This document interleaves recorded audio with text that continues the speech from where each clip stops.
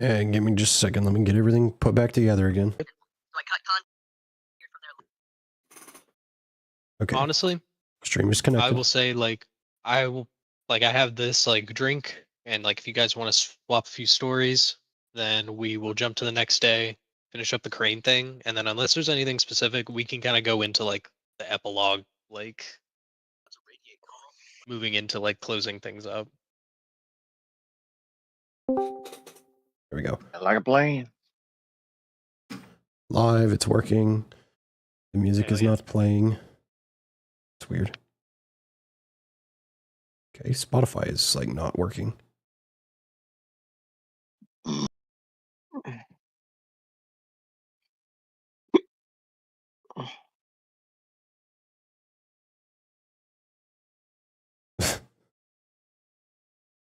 It broke Spotify again. Oh no. Playing on web play. It's telling me it's playing on another thing, but I'm using the thing that it's playing on. I did this last time. It's a very particular Spotify bug that is really hard to get fucking to stop. It doesn't take long. It's just hard to make it stop. Because it's confused. It thinks what's happening is Spotify thinks it's playing somewhere, but it isn't. It's nothing. Oh, it worked. Oh, it didn't. That says it's paused. That says it's still playing. The time isn't changing, but the symbol says it's playing the music.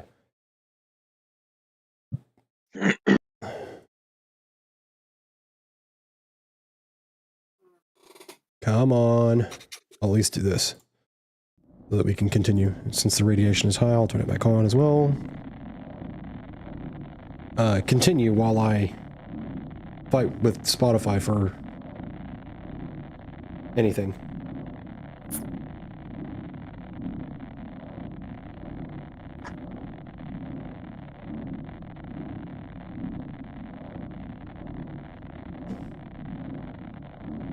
Who was doing what?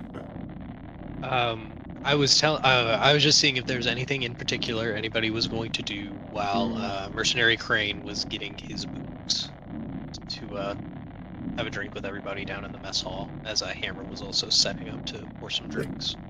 No, just waiting on booze. Okay.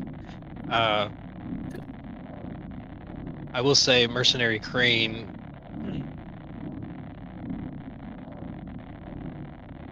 Will you give me a D100 roll? Oh, fuck. 100. 39. You do not bump into Alex while moving through Tildes. But I will say you do see that he is not on the observation deck, and neither is Ophidia. Plus, he knows how to navigate through Tildes now, so he knows exactly where he's trying to go. A one-track mind. I gotta get as many bottles of this shit as I can. I'm gonna take a screenshot of that.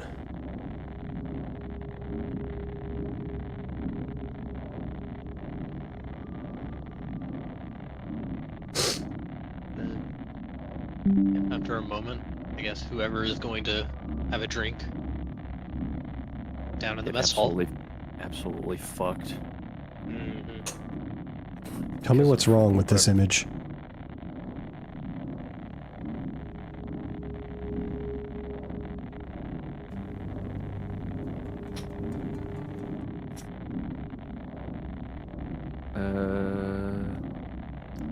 Take note of the time of the song. Oh. Yeah, that's not... It's not supposed to do that. It didn't start that way. It said 401 of 401 until it finally fixed. Yeah, it's a very specific bug that requires Kenku being open with Spotify playing and my internet cutting out. It's the only way that can happen. And like I said, it's not hard to fix. It's just a minor amount of patience and poking at it a few times to make it stop, because it gets stuck. Okay, have at it. Okay. So, who is having a drink in the mess hall? Because Hammer and Crane are both down there, and Hammer has put out a call. Serena the magician will definitely join and it will take a glass. Hell yeah. I will as well. So if we'll go down for the festivities. I forget there's also a shitload of people around still. Doc Green will also.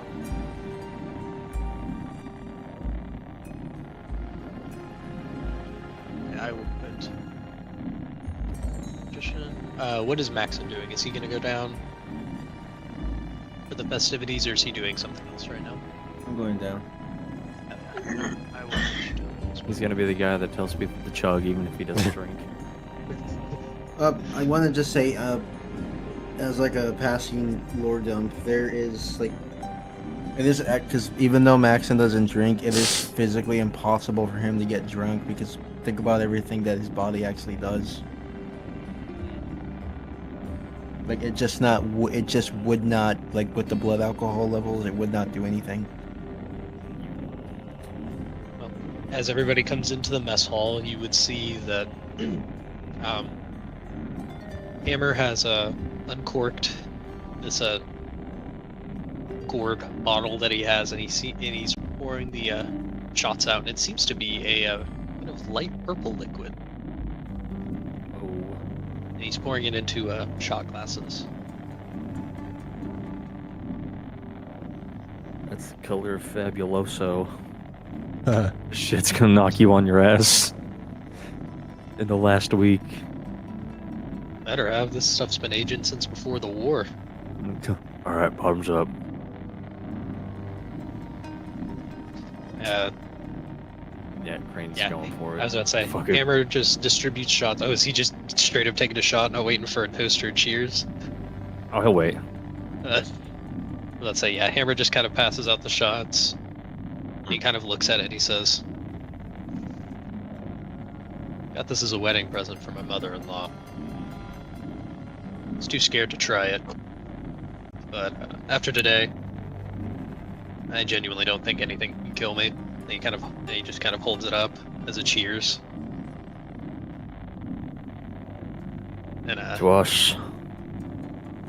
To not getting trapped in a lava flow. To fucking what?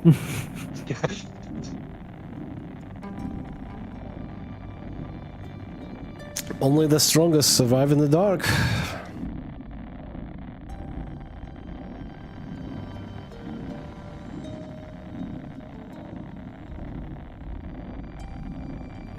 They all pound that shot back. Yep. if you would like to give me a Constitution save. Con save, disadvantage. Bane.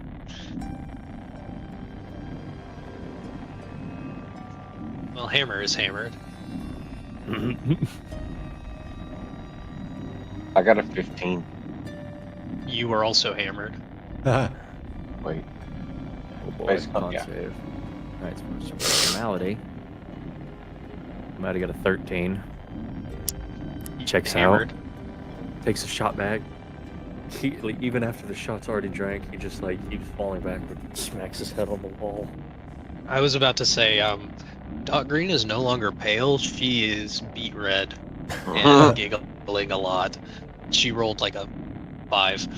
Jesus. You can't be drunker than me. She's I'm already not going even, down. She can't even talk. Mm. Let's see, for Rudy. Alright, Rudy's hardy, so. Oh my god, almost rolled another net 20. That's an 11. Yeah, hammered. Yep. I'm just gonna lay here. Nobody touch me. Everybody's feeling great. Alright, let me get Crane. Fucking con save. Yep, that's Ah. motherfucker. 29. You're able to stay on your feet, but this is probably the strongest liquor you've ever tasted, Crane. This almost doesn't taste safe to drink.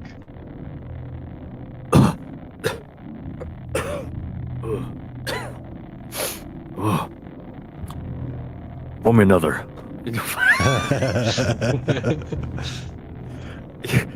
Actually, I'll just help myself. And he fucking reaches for the gourd and pours himself another shot. Hell yeah. Alright, well, you guys are free to socialize, gab, do whatever you want. I'll say as the festivities go on, I don't even know if it's worth asking for insight or perception checks, because I doubt anyone would notice. But, independent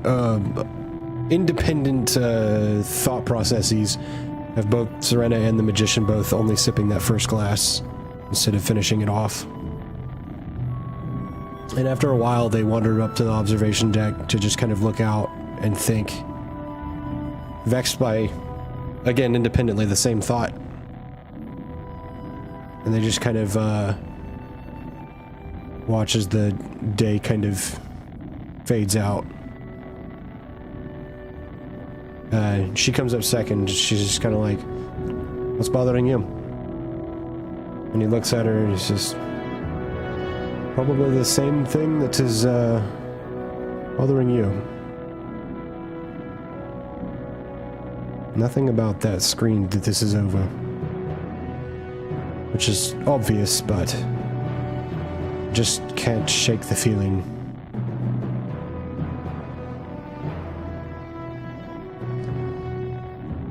But there's so much more to do now. I have gods being resurrected, wild mages on the loose, wars breaking out, and now another war to add on the pile.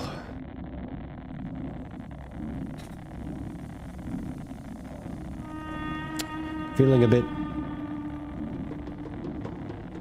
stretched out, you know? So much to care for. Yeah, that would do it. Tell you what. Let's finish this out. Get to Sunflower City. Get off this planet. I have a couple of things I need to do. And then, we'll see about getting you a little bit of extra help. Hell, who knows? Some of these bozos might go with you as well. Kind of like, is like looking out of the window again. And he's, "Wait, you're going with me? What do you mean?"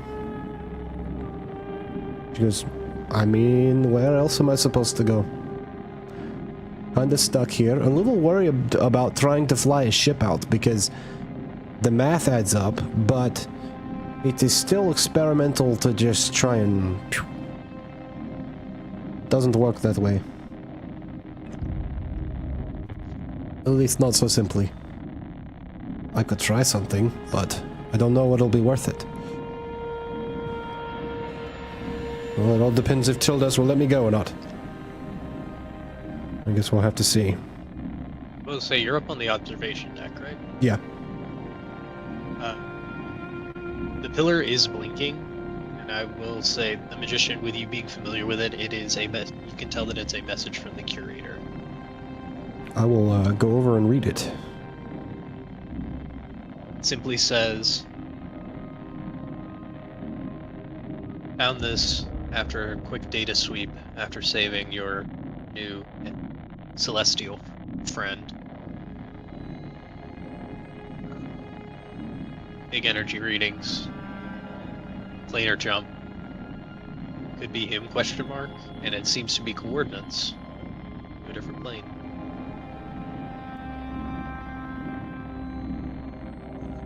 But it seems that it might be missing some of the numbers. It seems like.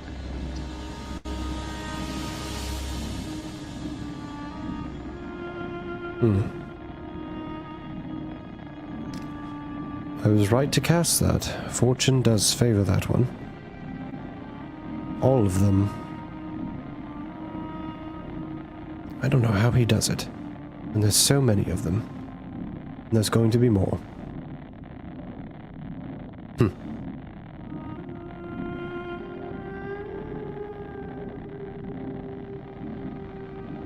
He will memorize the coordinates.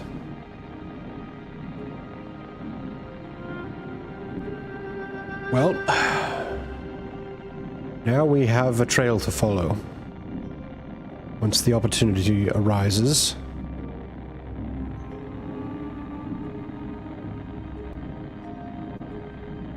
Then, we'll stand up and, well, while we may not feel like drinking quite as much as the rest of them, we can certainly go and join the festivities. Dwelling on Can I ask? those other things is not worth it right now, I don't think. And they'll both go downstairs again.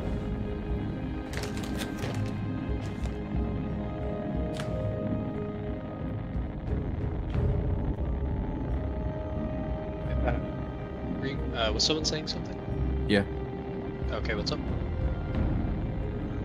I don't know if like that conversation was just meant to be the two of them for now, or if like I could have hopped in and said something, or. They were upstairs, but Yeah. it's up to you. Nope. I was just gonna ask Serena, like, okay, so now that we've taken care of this, and me asking you the same question I asked you a long time ago, actually coming from you, what is the plan once we get off world? I need to go home. Not for the reasons from before. Before was to get orders. No, I'm not free yet. Not as much as I have been here. As soon as we leave this planet, I have things I need to do to make sure that I'm free. You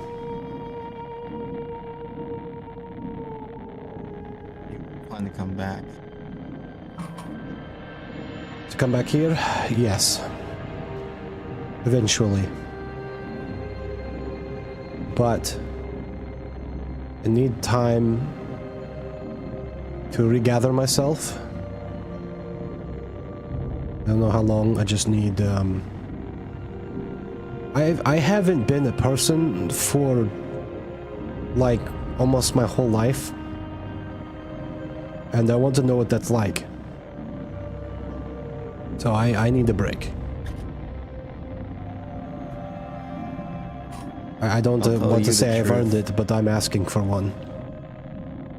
I will tell you the truth. When I first landed here, my instinct was to find a way to get off of here and not think twice, but given these past few months, I have shifted my mindset to where I cannot help but feel bad for the people here. They have gained my sympathy. And the world has gained my, my undying love. It is endearing in its own sick and twisted way.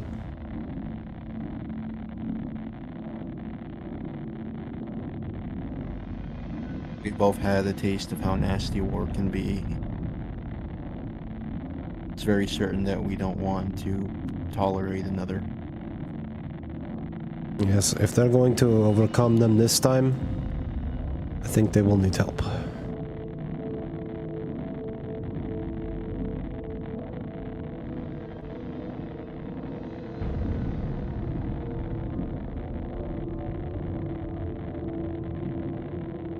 Well, if there's nothing else, we can move into the next day if you guys want. Definitely. As the festivities wind down. All of that. I will move the hat right outside the place of interest. Is everybody going to go to the point of interest, or is there things that we are going to do beforehand? Serena is definitely going. Okay. Yeah, As far as anything beforehand, I am out of stuff. Okay. Well, we will move straight into that then. And there's no map or anything. Theater How of are the you all mind. going? Are we just gonna take God, a I truck? gotta use my imagination. Sorry. I'm driving. I'll get the box. Give me a perception roll. Whoever would like to then. It's all you eagle eyes. All right. Colton, you gotta sit there and pretend to drive a race car, man. Trust me, you'll start hearing noises pretty soon. Sitting in the front seat with 3 Reese Crane clones. I say in the front seat, I say in the cab of the truck with 3 Reese Crane clones. No, fuck off. Sure. Fuck off. Get out of here, song. Go away. Did you say 23? Yeah. Or 25. On the coordinates that you received from that tablet, as you arrive closer and closer to them, you see a small, kind of rickety looking farmhouse. And with what looks like a young woman rocking a child sitting on the front porch.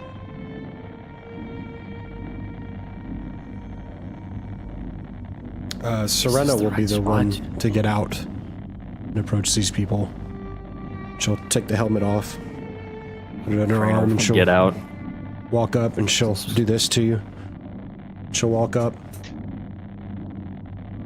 Viviette. Hello. Oh, hello. The woman looks up to you. Who are you? If I might My name's ask. Lisbeth. It's a weird thing to ask right off the bat, but Well, we expecting are to meet here for. somebody here, and you don't look. You don't I'm sure look my like him. confusion is apparent at our location, and I'm sure she is confused. Less by my asking that, due to the fact that I'm wearing armor and covered in guns. So, Serena, give me a perception when you're finished. hang on. That's, I think, going to be the first, like, kind of middling normal perception check for Serena. 18. I rolled a 13 on the die. It's a very standard, regular-ass perception check. I didn't roll a 20, and I didn't roll a 5. This woman does not look like Reese Crane at all.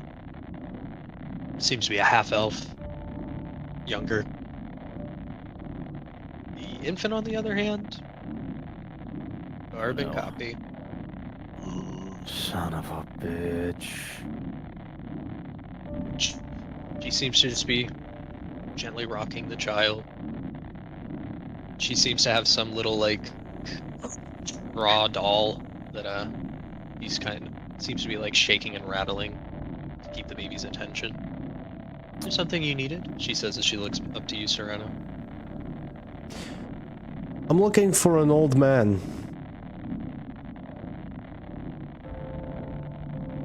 Or somebody who Wait. looks similar to me. Be it younger She- or older. She looks over to Mercenary Crane. Her face kind of drops. Trust me, I'm not the exact person you're thinking of. So I said I'm looking for someone who looks like me. Do you want to come inside? You won't be able to come out here.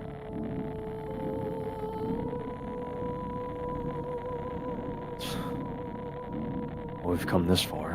What's a few more feet? She walks up and opens the door and offers it to everybody. I guess everybody that wants to go in.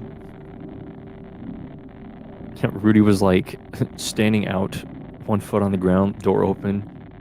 And Normality was just like leaning, stepped down, was just like leaning against the truck. Just, I don't really have much of a beef with this. I don't care. This wasn't my deal. Well, it's fucking mine. And he fucking closes the door and just starts running like, wait.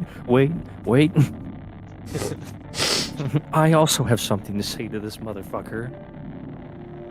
Serena, As without looking at either of any of the cranes, she unclips the gun belt and lets it fall to the ground.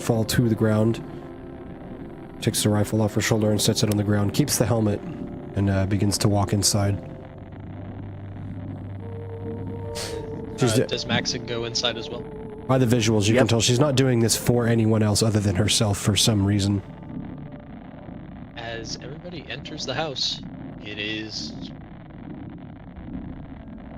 kind of shitty.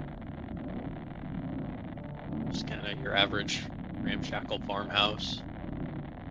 The only thing that sticks out is a very familiar black crate that is opened, an unused vial sitting on the table, and an old man sitting at the table.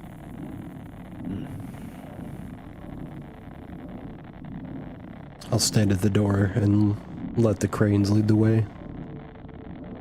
And Lisbeth has taken the lead, and she is sitting at the table across from the old man. She's gone and she's grabbed some baby food from one of the cabinets, and she seems to have sat the child down and began feeding it. And she just Crane kind and of Rudy looks over. walk slowly to where they can see his face. It is Reese Crane.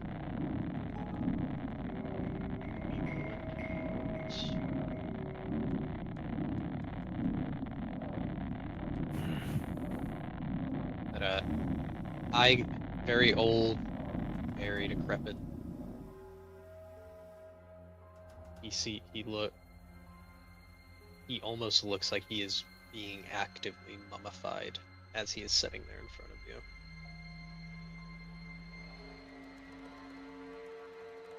Sure.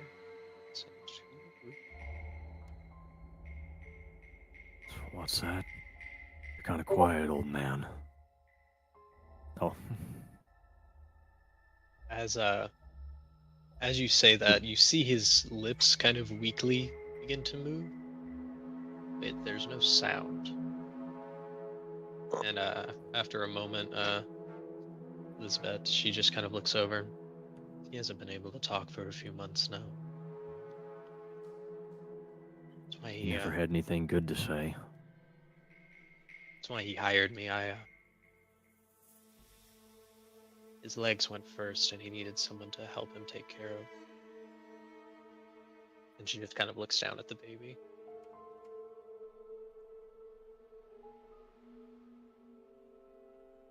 Do you know who this man is?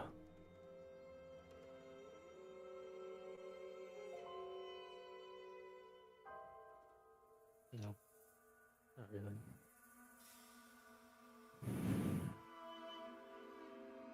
Well, I won't ruin that for you. All I know is there was a child that needed help, and I answered it.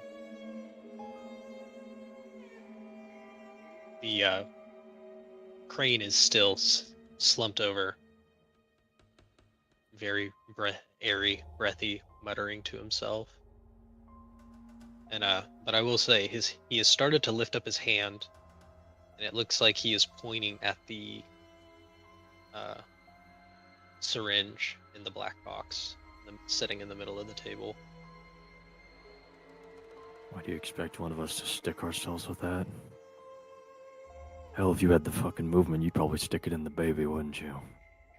I was about to say, it's about that time that you say that is when he points to the child.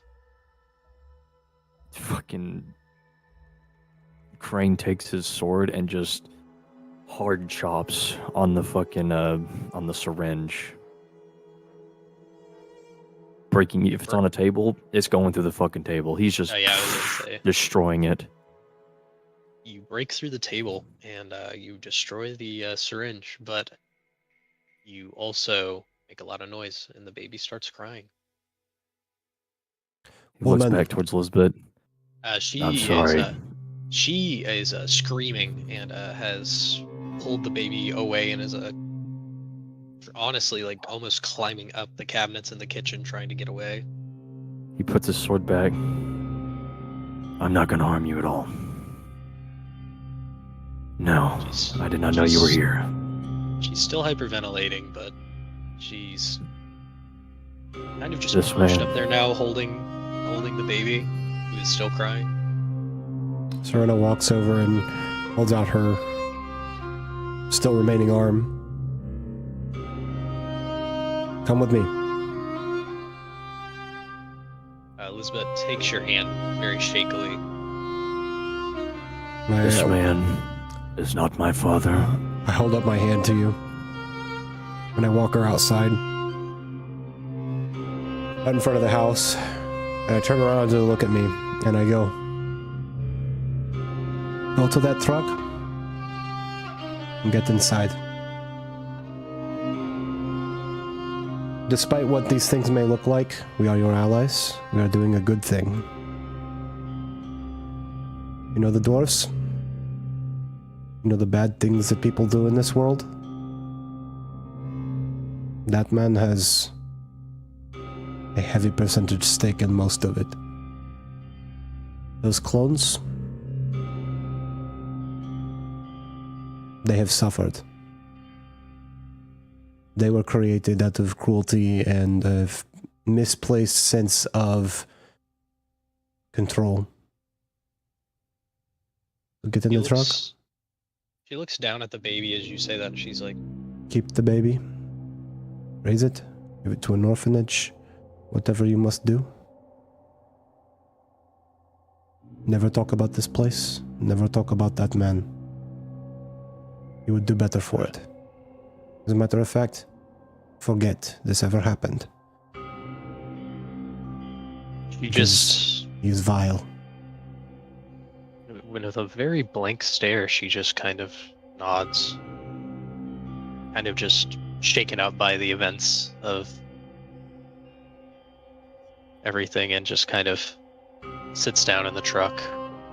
Begins to just kind of... And the magician, who's just kind of been lingering on the fringes, finally kind of wanders up. And they kind of like exchange a glance, and he goes in.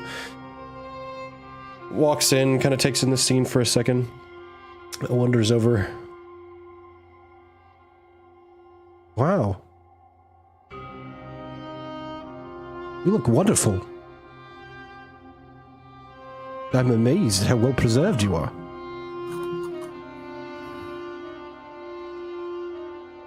I also can't wait till I start to turn into my own personal special leather sack. Filled with hatred.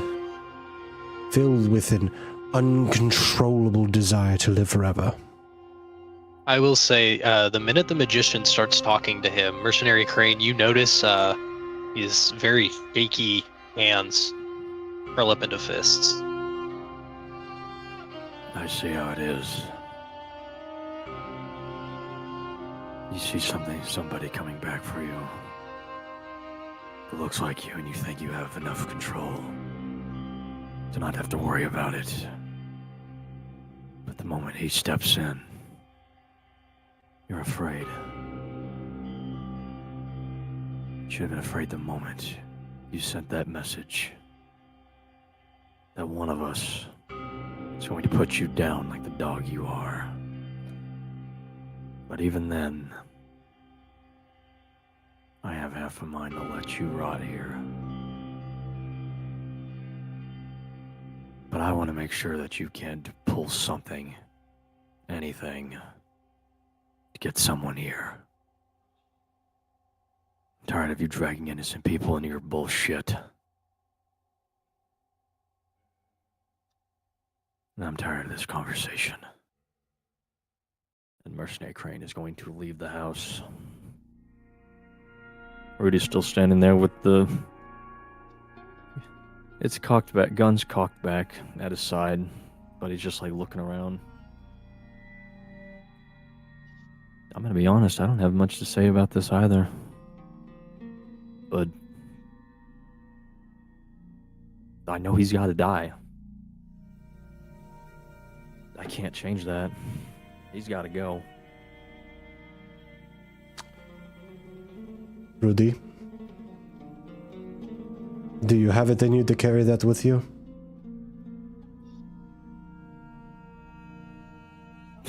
I've carried heavier burdens. But I think I'll wait for everyone else to leave before I make the final decision. So if you've got something you want to spit at him, I'm offering you where's the yours, chance magician? to know that it is done, but not having to do it with your own hand.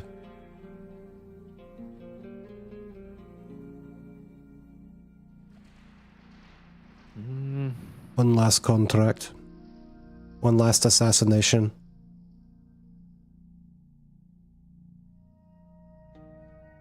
I think I could do it.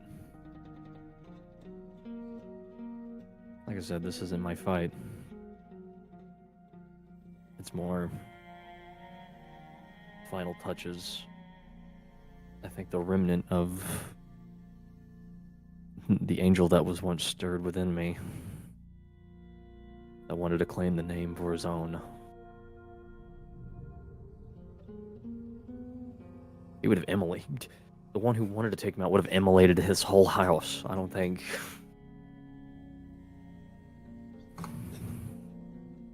I don't think this is that much of a hard choice for me.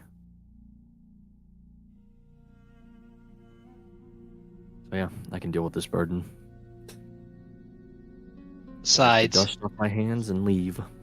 you don't gotta do it alone. You hear from the from your hip. Oh yeah, I've got a new friend here who's willing to help me carry this burden. That is a level of whimsy in this very situation that I cannot even describe. I feel like we're living in a page of a book right now. Serena, let's escape the book and go outside. I wish to hear the sounds of justice. I believe that would only leave Maxon and Normality in the house, unless Maxon already walked out. Normality never went in. Oh yeah, I forgot he didn't go in. He just like stood by the truck, and whenever Serena probably led her Lisbeth in there, he'd probably open the door for her. Yeah, she's gonna go outside and explain to the Seraphim what the deal is with her. And then Listen outside, too. describe what's happening inside. We'll give this one a normal name. I'm sure he might have one, something different. Let's not follow the mold.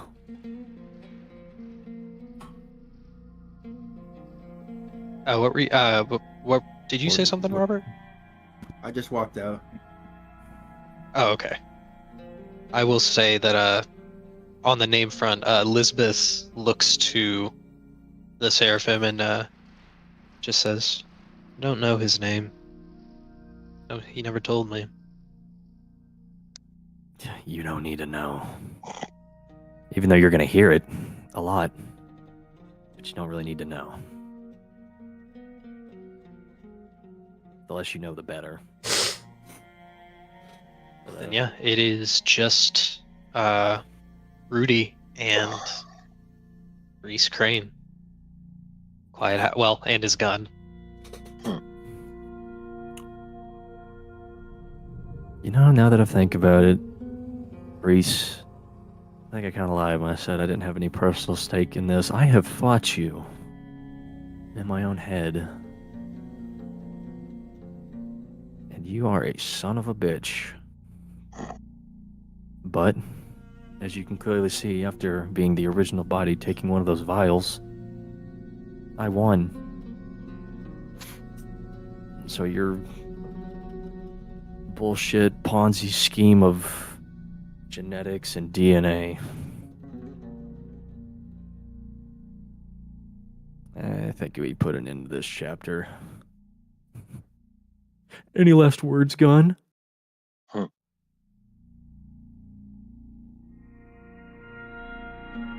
Last He's him. like, talk. Say less. And he's just gonna fucking execute Reese Crane. Is it just one, or is it just bang, bang, bang, bang, bang, bang, bang, bang? No, it's just Rudy knows what he's doing. It's just one shot. And then he just like probably walks out, gun smoking. The gun is smoking, but not out of the barrel. It has a cigarette in its mouth. I was actually gonna say he probably would have given it a cigarette. I was thinking of that exact fucking bit. Justice with whimsy. I Yeah, like it. He has the cigarette. He just blows the smoke, not the cigarette out, but just makes the smoke go further. Come now, friends. Well, there is a path cleared for us.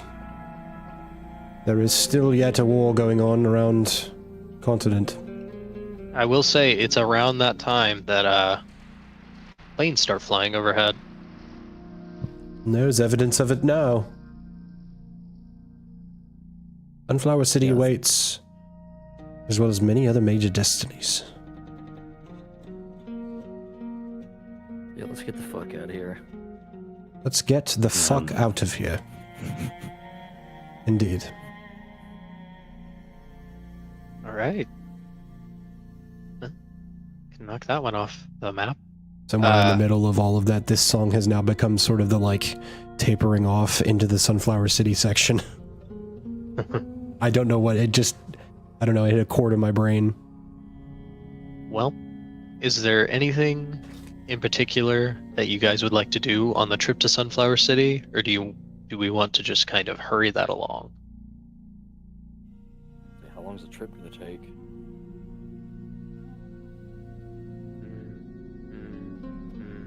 I mean, Like 5 days in game. yeah, no, I don't have anything. I think they're just, other than, Seraphim's probably upkeeping the cloning vats. Okay. I will say Rudy's just- eventually. Rudy's just hanging around, and then Crane is just probably hanging out with his old crew. Hell yeah. Trolling and shit. I will say Alex and Ophidia eventually do come out from their seclusion.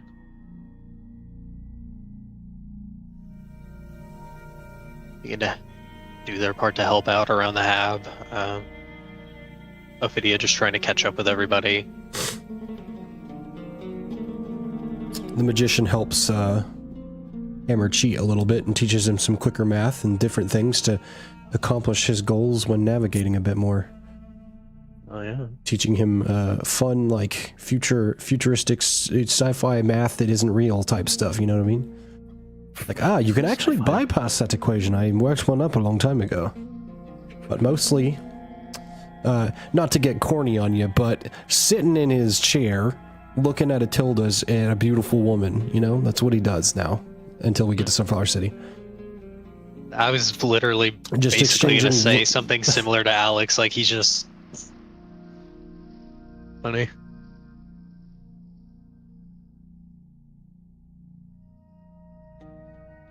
Alright, but yeah, as the days wind out, pass on, everyone gets a little bit of peace, calm. Even the cracked and desert wasteland itself eventually gives way to plains, grasslands, a few small elven cities, and then eventually you begin to really see it. Large glowing tree surrounded by walls of giant sunflowers. And I'll even add, as you get closer to the city, the air starts to feel cleaner. There's like, where Green Cove felt very wild and very untamed and very dangerous, like a very dangerous side of nature. This is not just well like kept, well like manicured, but it's also just everything just works. It's perfect Meticulously and harmony. deliberately grown. Exactly. And like maintained. Everything has a function, and then but yeah. I'd like to think in the moment when the city starts to hove into view, like all of us standing in like the command center or the observation room, just kind of all looking out, and kind of the magician looking at the city, seeming kind of fidgety. I haven't been back in almost, I don't even know, 70 years?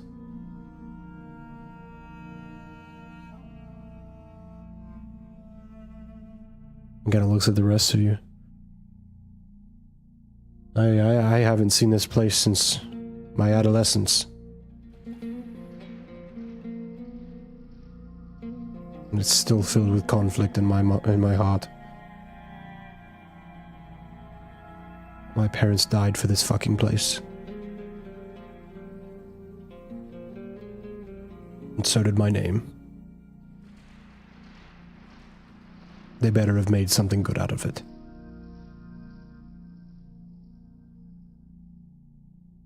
I'll kind of walk away, kind of conflicted.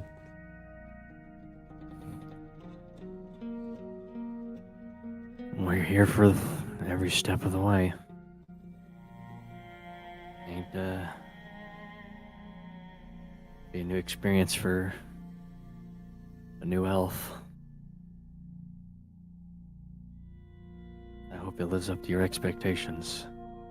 I will The pomp and politics is gone. I will add Seraphim.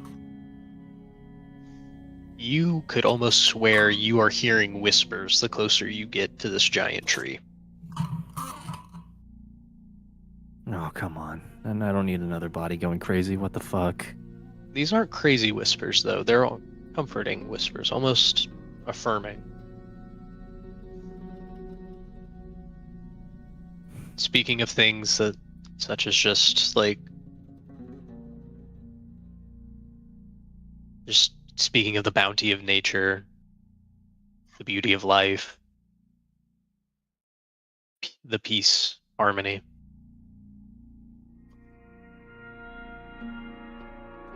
But as you all finally make your way into the city itself, you are mainly greeted by what looks like the large tree itself, which seems to have many dwellings built into it, and then below it, surrounded by the giant walls, very, I would say like log cabins, but they're not made of logs. They seem to be made of the stalks of these giant sunflowers. And they seem to be stacked and arranged in ways to make multi-story buildings, things like that, and housings and other buildings for commerce and things of that nature. I will say, you see that mainly people are just walking around. A lot of people aren't even wearing shoes. A lot of people are just like walking their animals. Some people are like piloting animals to get around and haul things and move things. There are things flying overhead, pilots testing their craft. I will add that there seems to be a craft circling the hab as it rolls in, and there is a group of people starting to surround the hab as it pulls into the center of town near the base of the tree.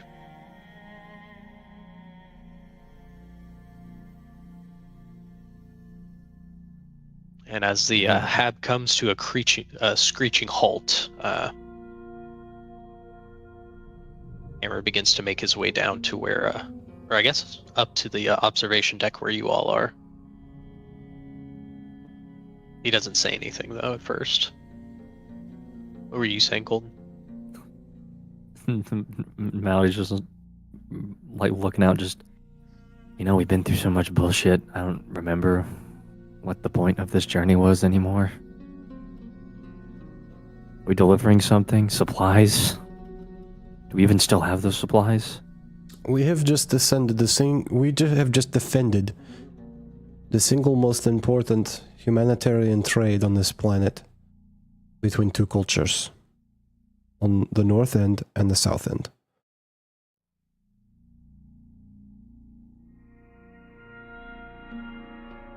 And A lot of blood.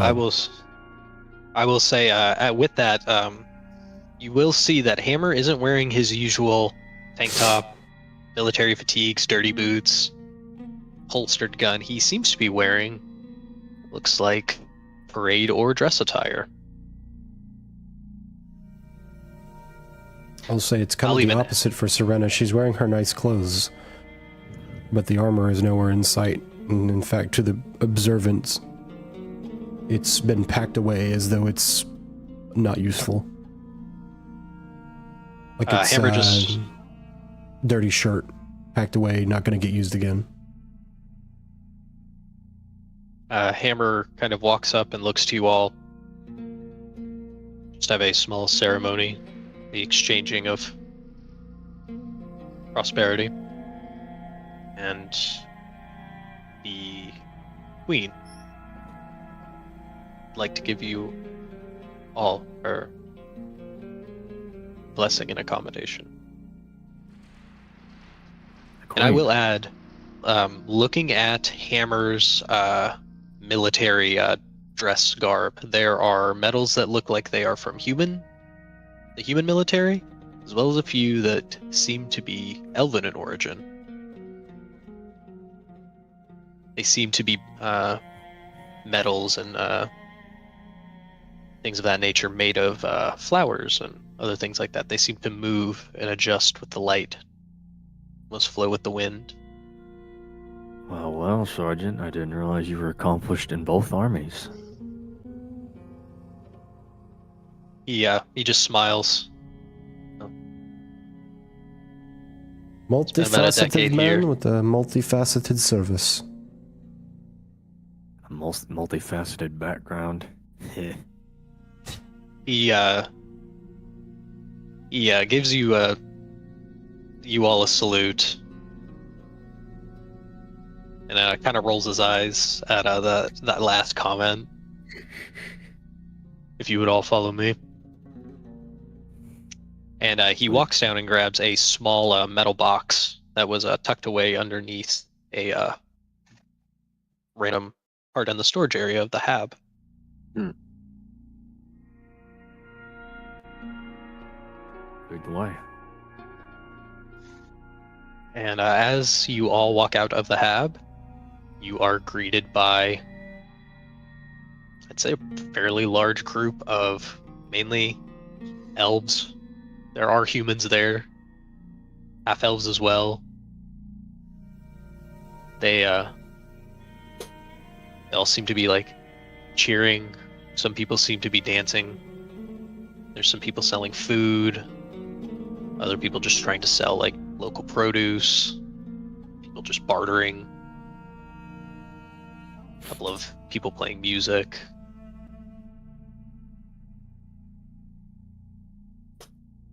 It's not too far off from Bunker B. It's just a lot more nature. I will say, for a lot of these towns being underground in Uramos, not only being in a town that is full of plant life, but also one that has like near like direct sunlight, this city just feels radiant.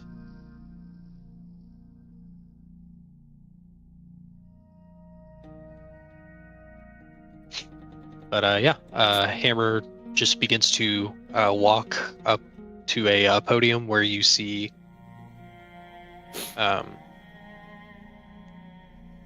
elven soldier waiting with a small wooden box, and a middle-aged, I guess I would say, female elf wearing a very large wooden crown that seems to be shaped to almost look like antlers, in a very elaborate dress made of plant fibers and flowers. She seems to just be standing behind, presiding. Magician, you would probably even know this woman before the war was a revolutionary. She was getting essentially suffocated out by the Elven government with their takeover, and from the way it looks now, that's the queen. I was going to... I didn't know that you were going to do that, because I was actually going to ask you once this speech or conversation was had to roll a persuasion check just for the magician, because he is not comfortable here. We're getting... Well, I didn't really think about this part of the whole quest. We're getting deep into the backstory of the magician, further beyond like the parts that really mattered. Mm-hmm. I was about to say, this is before Alex was even born. Yeah. Like this was 70, 80 years ago. Well, as you all are walked up to the stage, you would all see as Hammer just walks up to the Elven soldier. They exchange the small boxes, give each other a bow, and they turn to face the crowd and bow as well. And the crowd cheers a bit, and then the queen, or who you assume to be, she walks up to just kind of to face the front, just in front of all of you. How's the magician doing? Now trying to look a bit inconspicuous, feeling conflicted with his conflicted feelings from previous. So confliction on top of confliction. He's just trying to put things back together now. He's in a place that has kind of pulled apart what he thinks, how he thinks, and what he thought was previous and what would be now. Thinking He's about your backstory, kind of averting his gaze a bit, and everything that I know about the magician and his thing, I think the queen might recognize him. Yeah. There's also the fact that he's an elf here in an elven city wearing just like regular, like fancy human clothes. Not that that necessarily is or isn't guaranteed to be like a weird thing, but to whoever that might be odd too. She looks to all of you and she just says, I had heard that it was a group of outsiders who had helped protect our caravans. Well, on behalf of me and my people, I thank you. All of you. And she lightly bows. And she has brought a small box, and she opens it, and she begins to pin small, bright blue flower medals on each of you. And as she places them on your shoulders, you see small vines begin to grow out and harmlessly just kind of integrate themselves with whatever you're wearing, kind of latch themselves into place.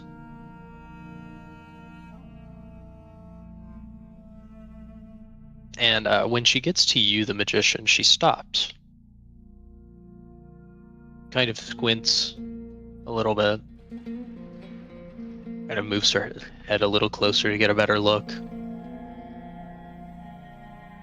You look familiar.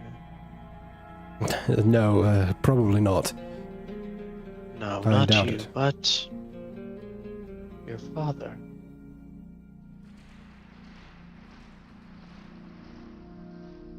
And you see a very sad, somber look kind of washes over her face.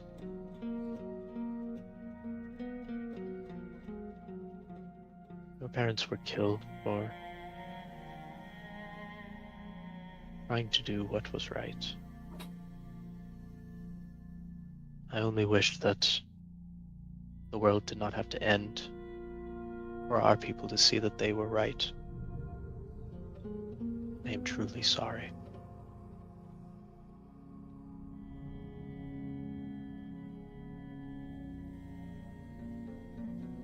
Truly hope that you are what these people needed 70 years ago.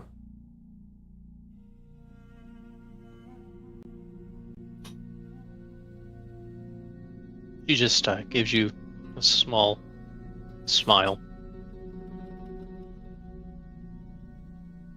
All I can do is try.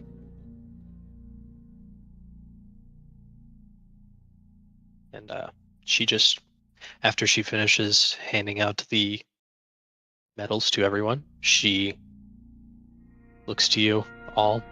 Please, stay as long as you wish. Enjoy the festivals and the festivities. For it is well earned and well fought. And she just kind of gives you, once again, small bow, and then just kind of vanishes in with a mix of officials and things of that nature. She's still there, but she just kind of wanders off to the side of the big like stage area where you're all standing. Well, what happens to the hab now?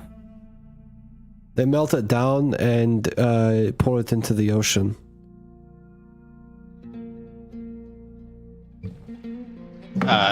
I will It's say, Hammer whips his head around at the as you saying that and She walks winks at over. him, as Seraphim doesn't even look at her. Look at her. 14 He's just like, deception check. No. But she winks at Hammer. Well, I do not believe that I will be driving it anytime soon. No, I believe that I need to spend some time here.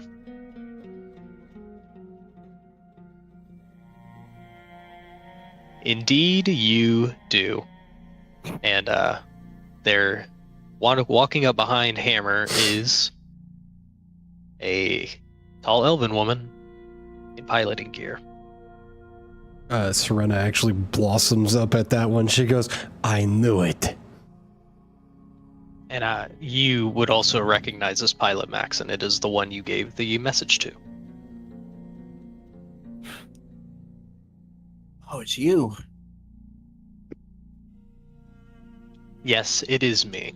And she kind of walks up, throws her arms around Hammer, and leans on him, kind of putting her head on the top of his. It took you long enough to get here. Hammer, who's kind of turning red, just kind of looks up. Well, we can't all fly. He sent too many messages not to have a woman in the city. Just saying. Just saying. Oh, I've known for a while. You can shut the just fuck up. I didn't ask you. Yeah, no. Now Crane's just like looking at his nose. Yeah, no, I've known for a while. I just didn't want to bring it up or anything. Just fall off the nearest cliff. It is a great route, a good way to go.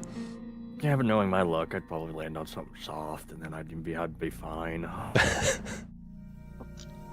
Well, Hammer looks up to the elven woman and he says, well, me and Thor here can give you a tour if you'd like. Show you around the city a bit. Well, the magician and I would definitely love to see. And he just kind of, what? She goes, you're going to see the city. You said it's been 70 years? Or longer? He says, probably longer. I will add, though, the magician, there's not a single piece of elven architecture that you remember, at least. Oh, I figured as much. It has been demolished and completely replaced with these lodges and cabins. She just says, look around you. And he finally, for the first time, will kind of like lift his eyes and kind of look around at the buildings and the trees.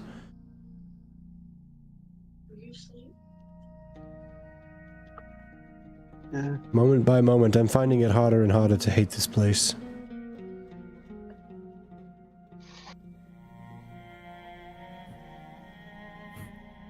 All I'm learning is that calling you a tree hugger was the right call because holy fuck.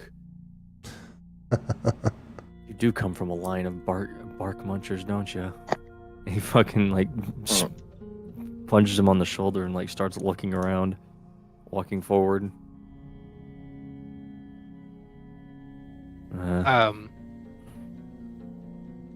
I will add, Raziel, Hammer walks over to you, Yeah.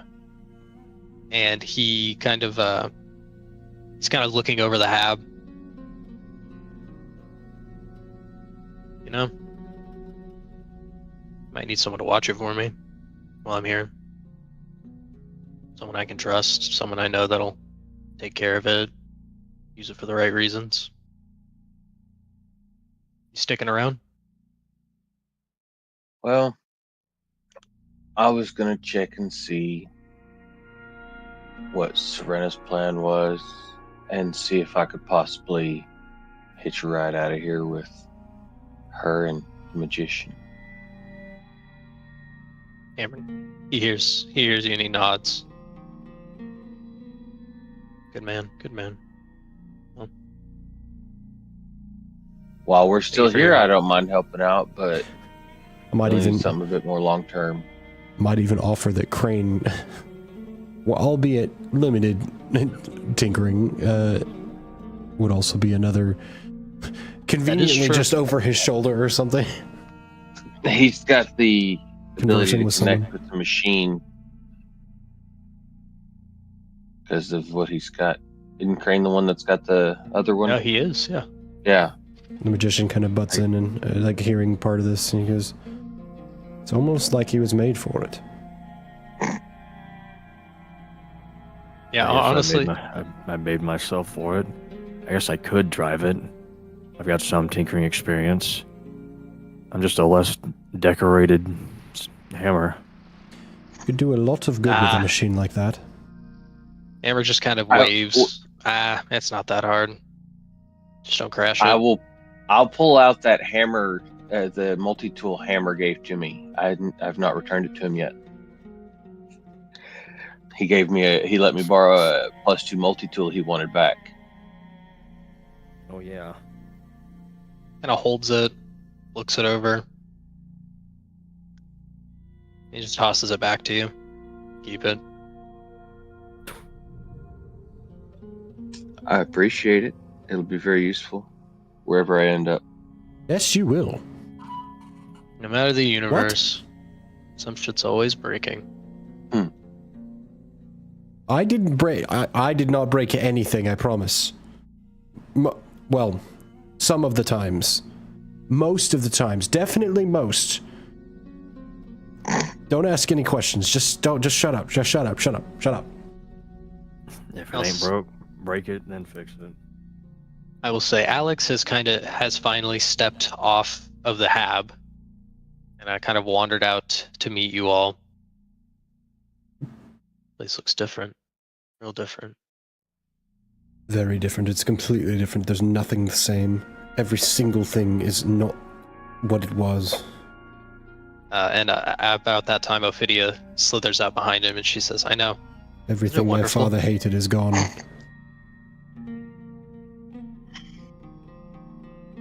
The pillars of oppression have been torn down. Not metaphorically, quite literally.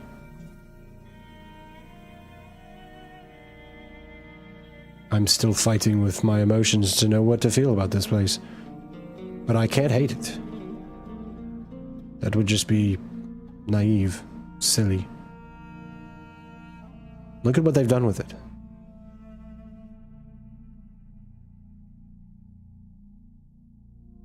If I wasn't something else now, I might even like to live here.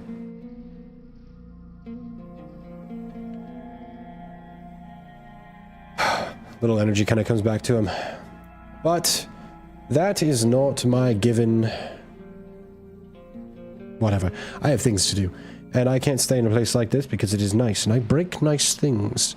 So, let's go have a tour of the thing that I have not yet broken. Alex and Ophidia will just kind of fold in with the tour, and I will just use that as kind of a way to segue into everybody else's epilogue, because that's really all I had. You guys did it. Welcome to Sunflower City. Literally the closest place to paradise on Ermos. So I'm gonna jump in a little bit. So those that plan to travel with the magician in Serena, there's like a pre-epilogue and then the post-epilogue.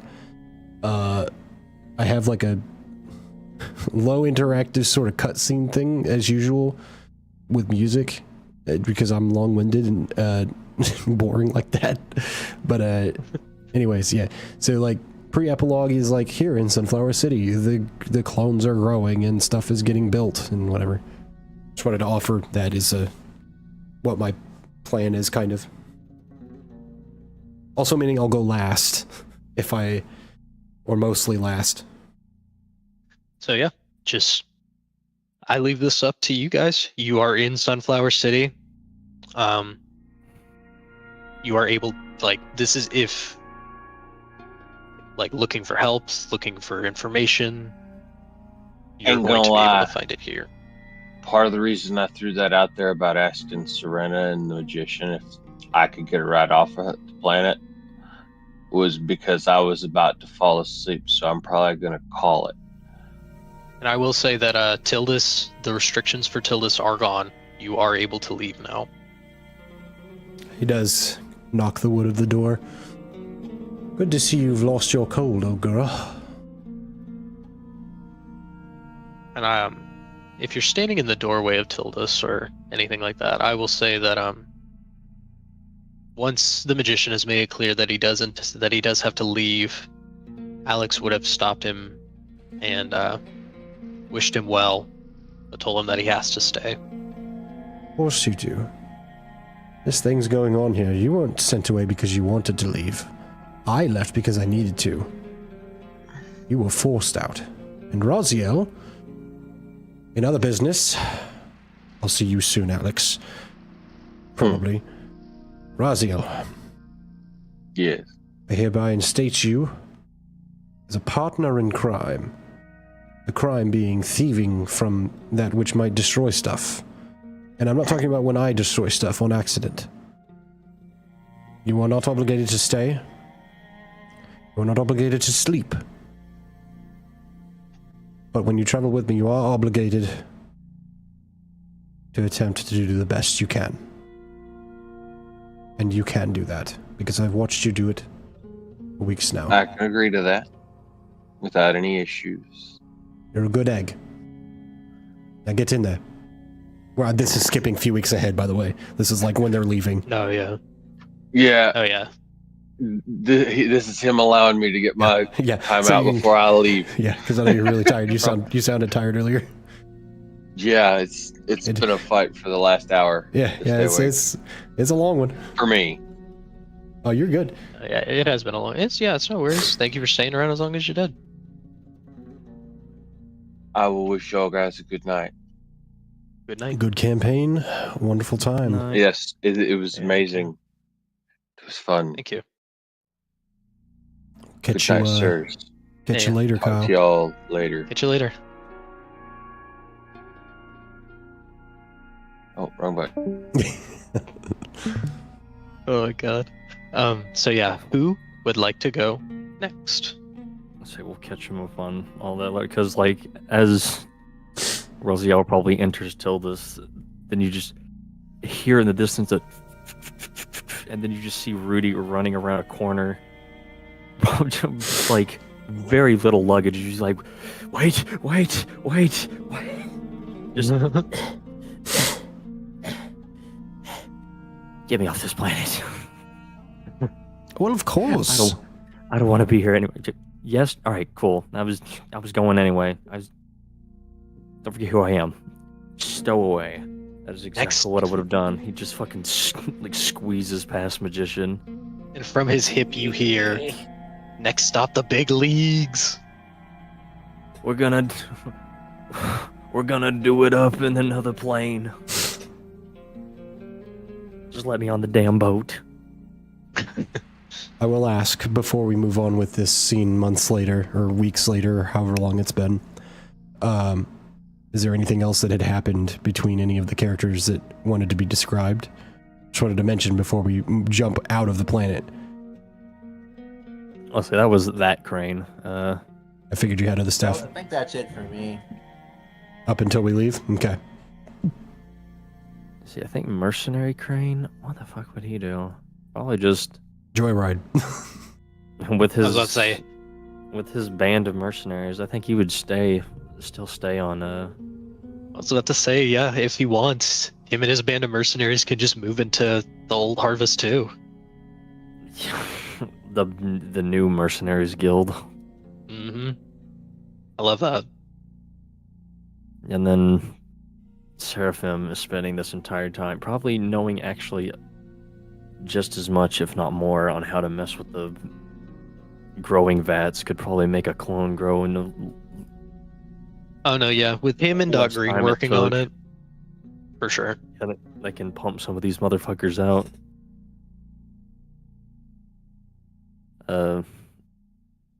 Yeah, for Seraphim's story, that's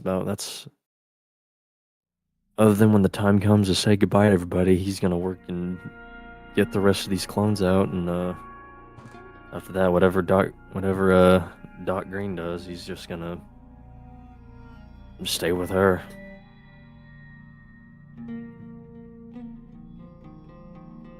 All right. Well, I think that we're good to move to the saying goodbyes.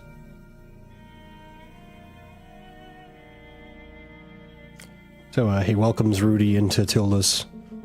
Welcome aboard. Good. Now where do I put my I don't really have anything. Didn't have much beforehand, don't have much now, so I'm just going to find... Is there just a corner I can sit in? I know Alex had a corner. He kind of like I was gonna steps, say- he steps back into the door and then just kind of like does that with his hand. And you appear on the other side of the room in a comfortable chair. Your stuff laid out in a way that is sufficiently comfortable for you, in a way that you like. Gun on the nightstand. Smoking Recliner. a cigarette. You should, yes, gun, smoking a cigarette. Oh, Rudy with a fake cigarette. One of those fucking candy cigarettes. And then he'll step back forward again. And who's next?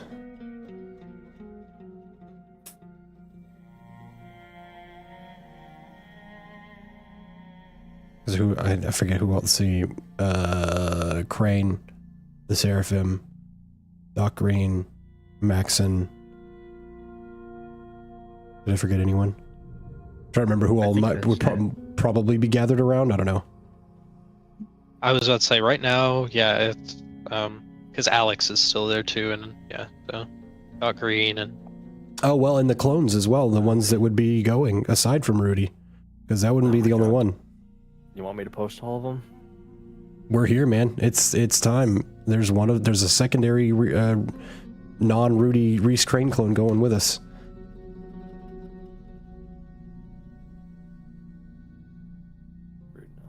Non-Rudy Reese. Is there?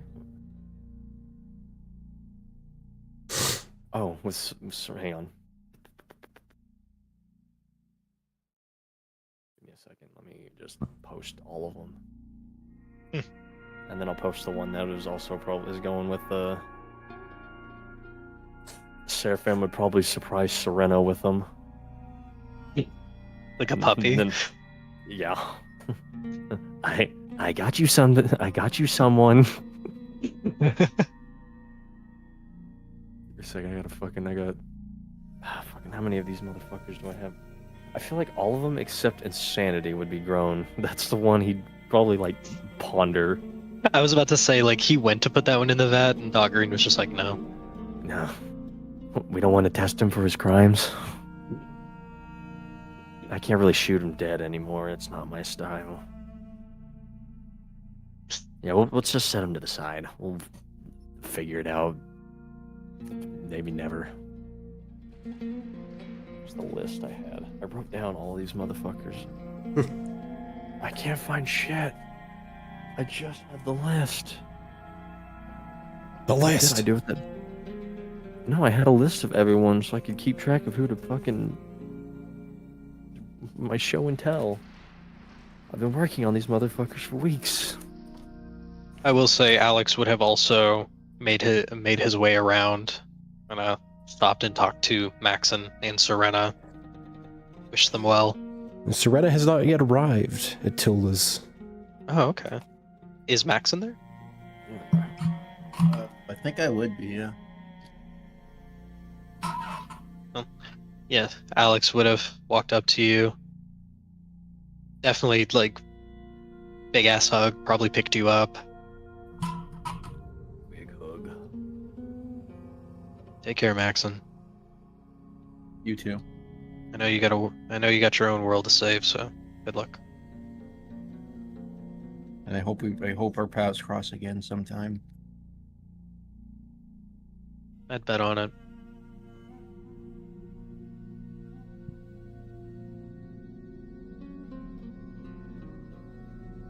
And as you turn towards Tilda, some magician stands there waiting. Maxon, my boy.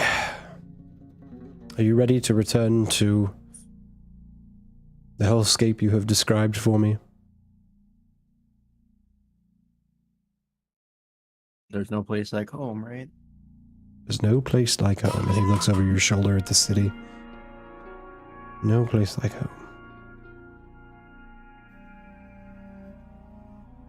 Well, come on then. Things to do.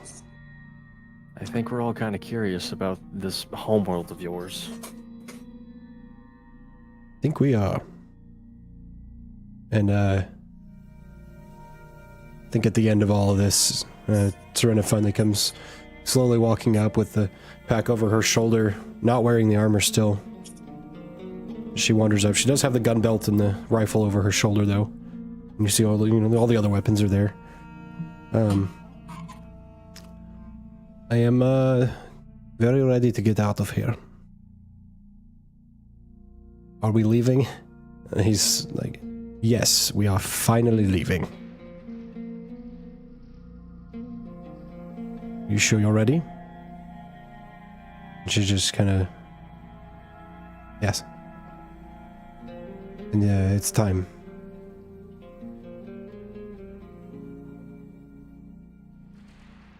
And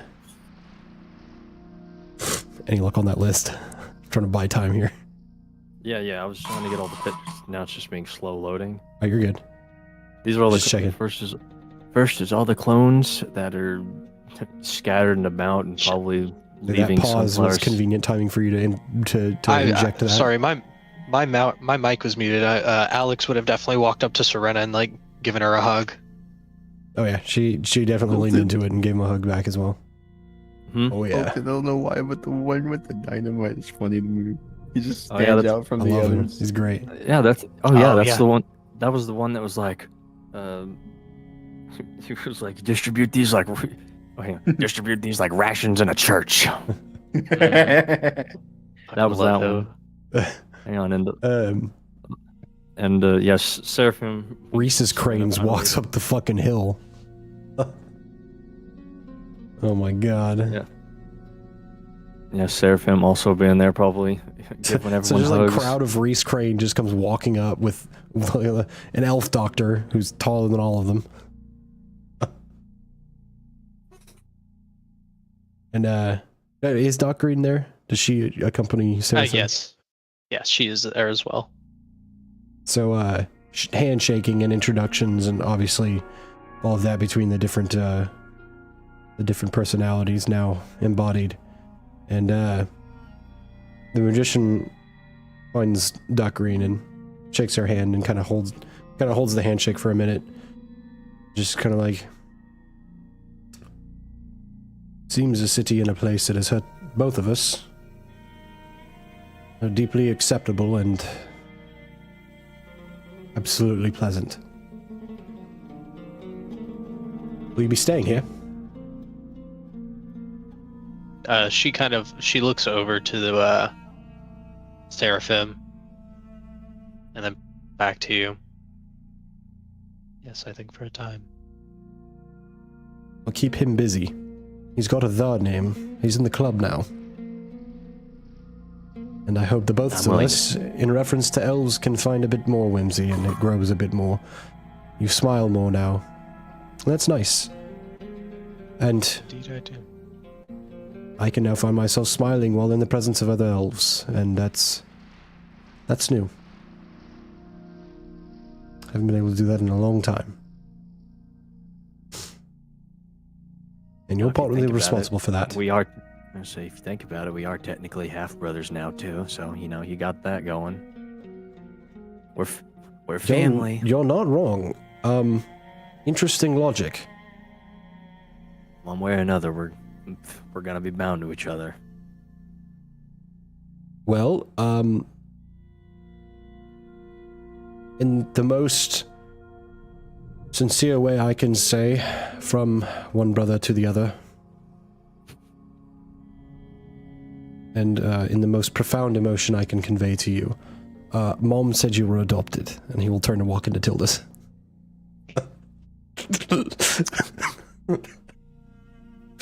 He is never gonna change. You know what? I'm fine with that.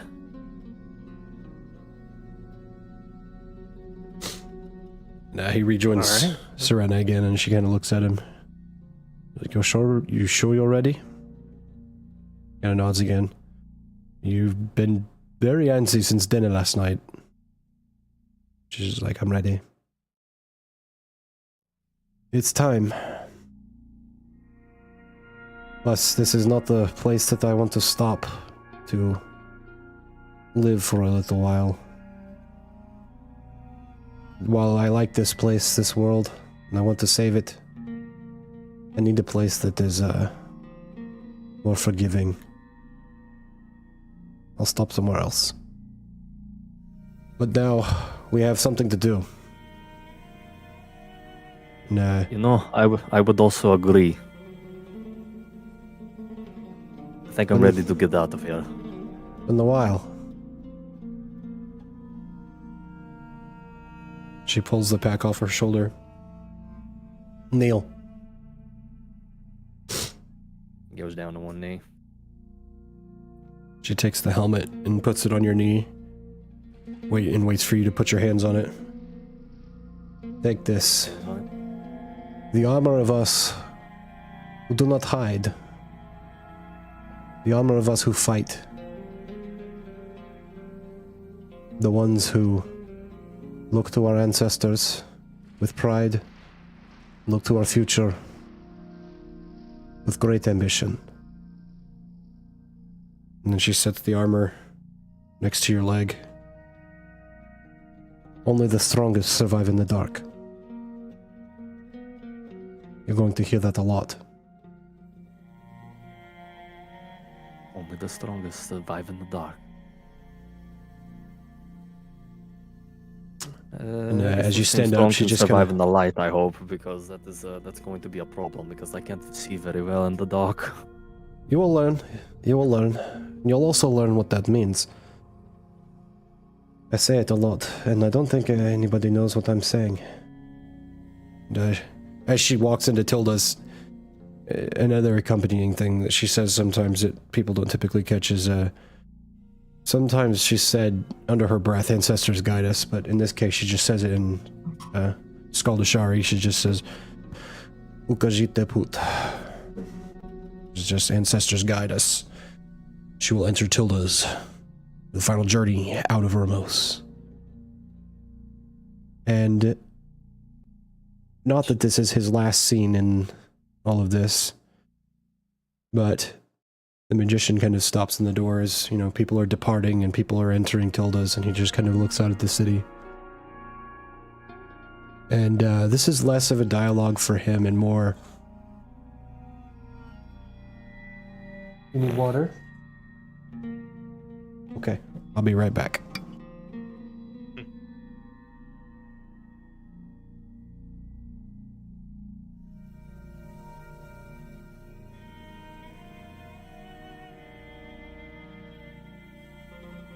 Doesn't even feel like it's 4 a.m. That's the How fucked up. That's the fever dream kicking in. I was about to say that I'm wired on the D&D.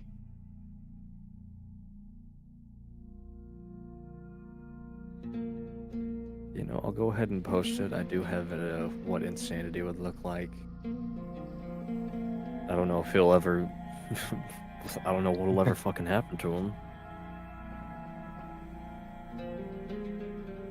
But I do have his image.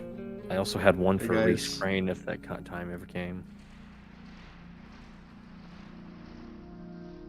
Now that we're What's up, Robert? taking a short intermission, I want to show you guys something cool I did.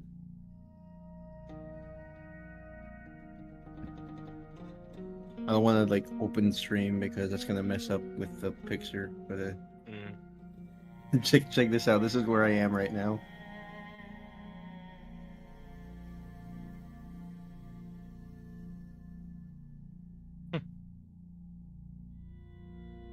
You're fucking. Bro has truly transcended the mortal coil. Oh, it's good. It's good promotion. I have myself set to blue, so if anybody wants to come join and watch with me, Hell yeah. We go beyond the realm of VR chat. Sometimes we take another peek into reality we wish not see.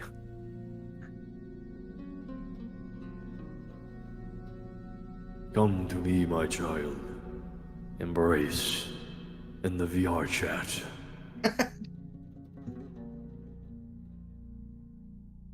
Revel with me as I frolic in my has-been Hotel Alistair skin. bro. Okay. The magician, as I was saying, is he stands and looks over the city. And in all of this, I remind you all that the magician is not a PC. But he is very tired. But he can't ever stop. And he is also the only character that doesn't get an epilogue. Because there never will be. And he looks over the city one more time before he has to disappear for a while. Eventually come back and visit. Knowing he'll never get to settle here or anywhere. And go back to roaming the universe. And step back inside Tilda's and close the door. And, what are you cats doing? Cats are nuts, man. Closes the door. And that is where I will change the music finally. Because we are finally leaving. So he enters, straightens himself a bit. All right, everyone. Are we ready to leave? Oh, it's packed in here. This is fun. Well, there are adventures in store. So, who has the first stop? It's gotta be someone who. It's gotta be someone who's not from Uramos. There's Maxon, and there's everyone. There's lots of people here. Who would like to go first? You tell me. How about that? First come, first serve. Cool. Is Everybody everybody buy it. going to a different place, or do we have people going to the same place? Some of you are going to the same place, some of us are not. And I recommend majority first. Some of us are also sticking around.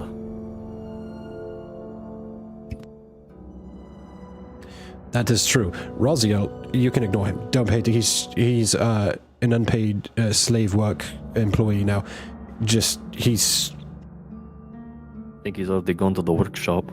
Yep, I've put him to work. He's absolute slave labor in the dregs basement of Tilda's, never to be seen again.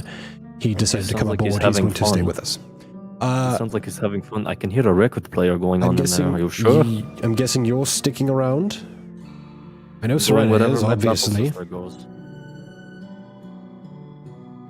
And what about you, Rudy? I'm going wherever the magic flying door's going. So I'm probably going to die in here. Fair enough. Well,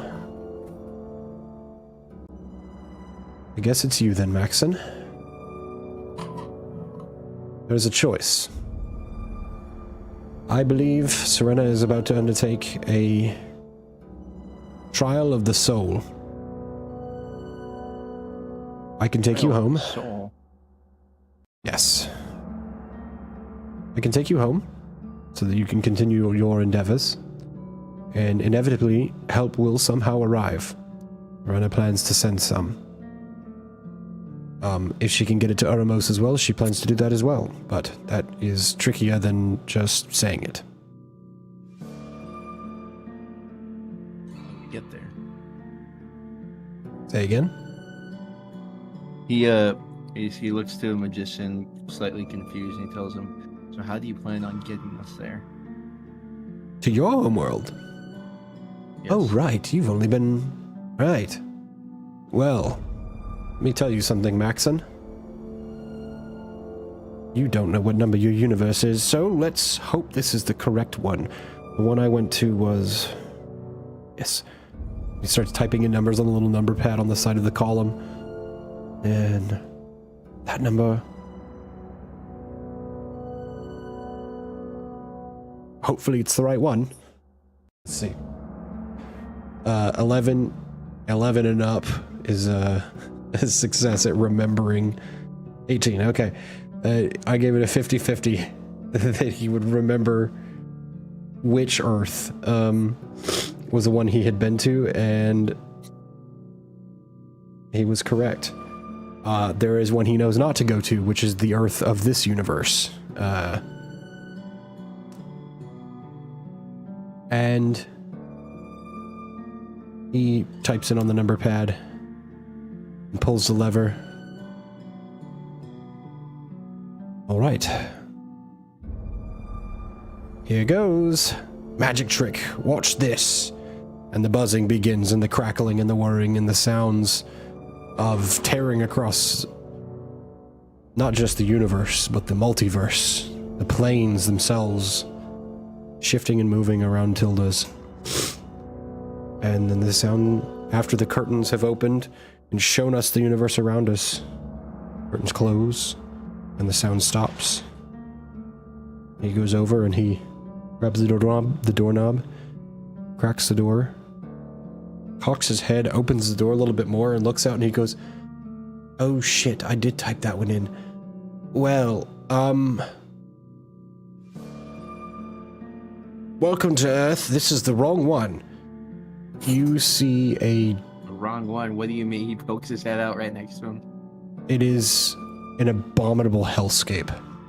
Dark skies, and you see, Maxon, what you recognize as the moon is a big red ball sitting on the edge of the horizon. And the sun appears to be distant and darkened.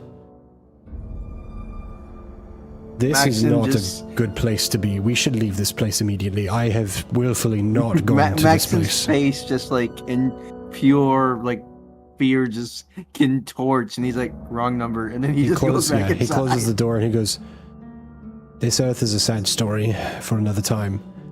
I will suffice to say that the DM of your typical games is revealing another world that I have in my head that is the Earth of this universe." He says, "This is an Earth that has fallen apart. They were in, Maxon, what you would know as the medieval times. Do you know King Arthur? Yes. The Knights of the Round Table? Well, in around their time, the world began to fall apart. And the sorcerers were a bit more successful than they should have been. There was a battle where, in some histories, Arthur was supposed to have fought, possibly died, while also killing his enemy. That battle did not take place in this world. And others did. And persisted. the armor and the sword and the scabbard was passed down, and we are now on a world where we are 3 generations later, and they have... Suffice to say, the world is about to end here. It could be minutes or days or weeks or months. No one knows. Let's leave. There is not anything that we can do here. Not if we wanted to. Not in our deepest dreams. And he will type in the correct number this time, remembering Just the correct number. Max, I was going to ask him out of curiosity and also above table because I'm slightly curious now to ask this question. You said medieval times and sorcerers. Yes. So what became of Arthur's personal sorcerer? Don't know. Yeah. Merlin is a distant thought to these people, only being roughly 60 or 80 years ago or so. But he disappeared. Just like in all the old stories on the other Earths. But he never returned. Merlin plane shifted. There is a chance we can run in. There's a chance we can run into fucking Merlin. All right, I'm excited for every campaign now, just to knowing an old man just and then fucking disappearing again. Like it's just a reoccurring NPC. It's like, oh hey. He's just the classic. It's just a classic like classic old man in like what looked like to be a sleeping gown of the pointy cap that's like purple and covered in stars. He will reach up and pull the lever and take us to where we are supposed to be going. Where problems are slightly less extreme. And the world has not yet ended. There is one. What's I that? hate to be the bearer of bad news, but there might be one problem. What's You that? were not around during this, but I've not been to this Earth. Been to one that's similar, not the but only not issue like here. this. Earth is the only place I know of, like the back of my hand. Problem is more than likely we do not want to go there given the current situation it is in. So unless there is another way, we could at least get to my plane.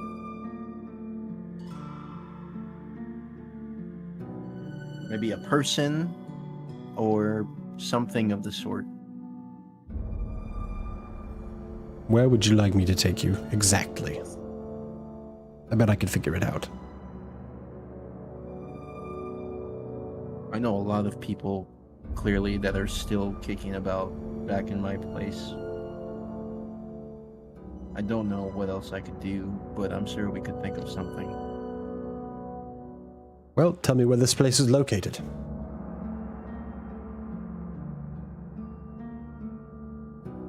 Maxon just stops to think for a second.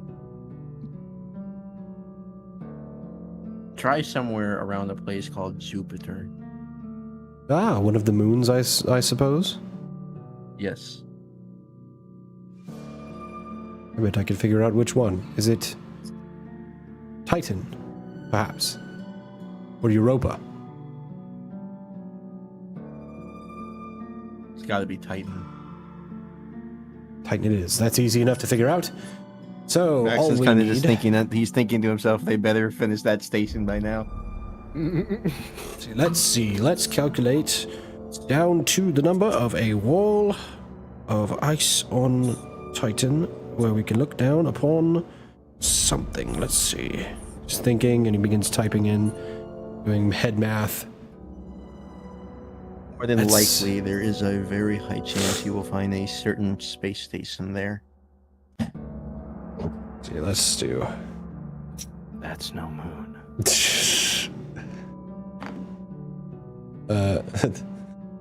Magician is going to use my personal. Well, he misses the first time, and we land on Europa because I rolled a 2 and a 1. Serena, do you have any insight on the moon of Titan? She goes, I don't. When are you talking? I've never been here before. This is on the other side of the galaxy from where I'm at. And the other version sucks because they're fucking destroying it. And he was like, just try. Let's see. You know, it does not help. It She rolled does a- not help my mental state that the only other version of my home has already fallen apart. Just FYI. She rolled a 14, so she walks over and she goes, are you typing in? And she says like some string of number. Are you typing in this part of the number? And he goes, right, sorry, forgot. Sorry, Maxon. Types in a number. Figured it out. She's brilliant and I'm a moron by comparison. All the time I'm being humbled by the universe and everything therein. So, let's see if this is in. He'll open the door and we look out upon your description. Oh, the magician's openly admitting that he's an idiot? I knew I was going to have fun on coming on this expedition. Say that again. He just opens the door and I said, well, here we go, Maxon. And I said, and then I said your description Oh, okay. of what we're looking at. When the magician opens the door, you guys will notice immediately that you are inside what appears to be a very big space station, and there is a glass window that if you look out, you can see just all of Jupiter just eclipsing the glass. And off in the distance is one of the moons, just like millions of miles away from, like, you can tell by the scale of how small it is compared to the planet off in the distance. Space station. Interesting. Well, Maxon, my friend, I will see you soon. I hope. I have a lot of things on the stove right now. I will do my best to get back here soon. Because this place is in need of immediate help. I will do what I can. I'll say that, I'll try to do this real quick. So immediately there is an alarm that goes off, and it kind of just turns the room red. And then I Max kind of set off alarms everywhere I go. It is like being a walking alarm. Yes, that is what it feels like. Just everything, everywhere, all the time. Well, I think Maxon, that's cute to get the fuck out of here. Indeed. Maxon, I will see you soon. Go and organize your friends. Hopefully, if all things work out, a fleet will arrive of ships and Skoldashari to help fight. Fingers crossed. Keep those fingers crossed. Don't uncross them until you see my face or those ships come into your skyline. Or now my they will face. know where to go. Rudy's looking over, just Or smiling. his face. If you want to see it, I don't. Anyways, farewell. We'll see you eventually. Take care, he says in like a sarcastic kind of tone, but just kind of waves him off. And he flicks a kind of white marble out that hits you in the chest so you can easily catch. Crush that if you need me, and he closes the door. And we'll pull the lever again. Send us into limbo space. And he looks around the room. Any other stops? I think like I said, I'm just here for this expedition. Polishing the gun. Alright. Let's get to it then. We have things to do, stuff to see, places to go. A lot of things to fix. Indeed. So, Serena, where to first? She walks over to the number pad. Well, here's one. She types in a number and then looks at the magician and he just kind of nods and she pulls the lever. And the noise begins and ends. And she goes over and opens the door and we now shift tones entirely to an entirely different thing. As we are in a different place now. We're not on Earth, we are not on Aramos. We have, for the first time, entered the Britannitar sector. And you look out on a busy hangar. This place is enormous. It's broad, massive room. Mostly gray colored paneling has to be easily replaced. You see lots of Skaldashari, lots of other people in armor, not similar per se to Serena's, but in similar structure. Pauldrons, chest, knees, shins, some spare extra for some of them. Some of them have armor. Some of them wear gorgets. Some of their helmets are immaculate with horns and things that come off of them. All unique, all different. And in this room, the first thing that you take sight of is a ship hanging from the ceiling. And it catches your eye. It's got a very... I mean, you've never seen... Probably never seen spaceships before, but it still catches your eye. It's got this flat look to it. And from the underside, you can't see much of the detail, but one of the officers walks over and he goes, he starts speaking Skaldashari towards all of you, and the magician just kind of goes and like kind of shoves her a little bit forward, and she steps forward and she goes, Privyet, and then they begin an exchange, and the officer goes, right, hello, common speakers, you are now, and she just waves at her, she goes, we're in the Skaldashari hangar of one of the giant ships, it's massive, and it's a thing, and you turn your heads and you look way over there. There is a big shield door that goes to the outside, and you see black space, nothing. Now realizing that you are just in space. Oh, there's a lot more nothing than I imagined. And she does this with her hand, and the officer nods, pushes something on like a pad of some kind. The ship begins to like shake, and then it begins to lower down. And you get to look at the sort of flat ship with wings that come off. It's in this kind of angular shape. And then the wings that come off kind of curve down. It's very sleek, very flat all along it. But it's bigger than it seems, and yet it looks small and maneuverable at the same time. It's got a weird shape to it. And it sits down on the floor. And she walks over to it and she just puts her hand on the hull. This is my Palyashi. It's like fire. Incredibly fast. I love this ship. Now starts the hard part. I need to go home. Home. Not Skaldair. Magician, you noticed the magician as you all walked out of Tilda's and followed Serena. He had done the strings thing where he pulls the strings and turns the door into the bag and follows along.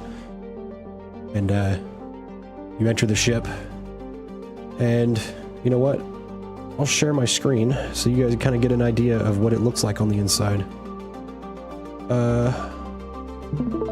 So stop streaming mine. Oh shit, whoops. So here is your view of the ship. It's kind of gray design. The hallways that you walk down as you enter. It's very built for purpose, built to be durable, made to work. You see several rooms as you walk along, a kitchen, small habitat rooms to rest in. But it doesn't feel all that small as it might in some perspectives. And all the way at the back end of the hallway, and there's just enough room for everybody to fit and go up to the top and fit into the cockpit area, where she begins to take off in the ship. Kind of wordlessly, she doesn't really say much to anyone. And that ship begins to take off and head out into open space. And she looks around at everyone. Here we go. Here we go. And she uses the controls, flies the ship a bit, turns it, calculates, puts some stuff in, and flips the switch up, and the ship, it's very smooth feeling, but you are lurched back in your seat as you are launched through space. And she kind of looks around at everybody and she says, don't stare into that. And she points at the kind of the vortex in the center. She says, it'll melt your retinas in 30 seconds. That's not a good thing to look at. We have a couple of hours till we arrive. I would find something to do. It's not exactly the most entertaining ship, but it's good for relaxing. And there's food. I hope, if they restocked it. It's very strange to be back in here. And then after a few hours, you pull out into seemingly nothing. It's almost like there's really nothing around. It's just dark.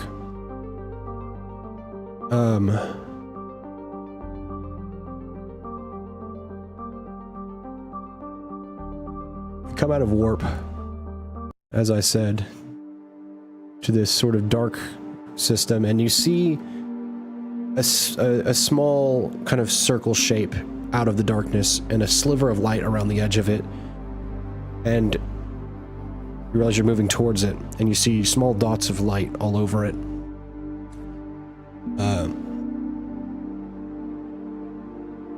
And then taking a bit more of a cinematic approach and description, as I have some stuff written out here to make this easier and faster. Hang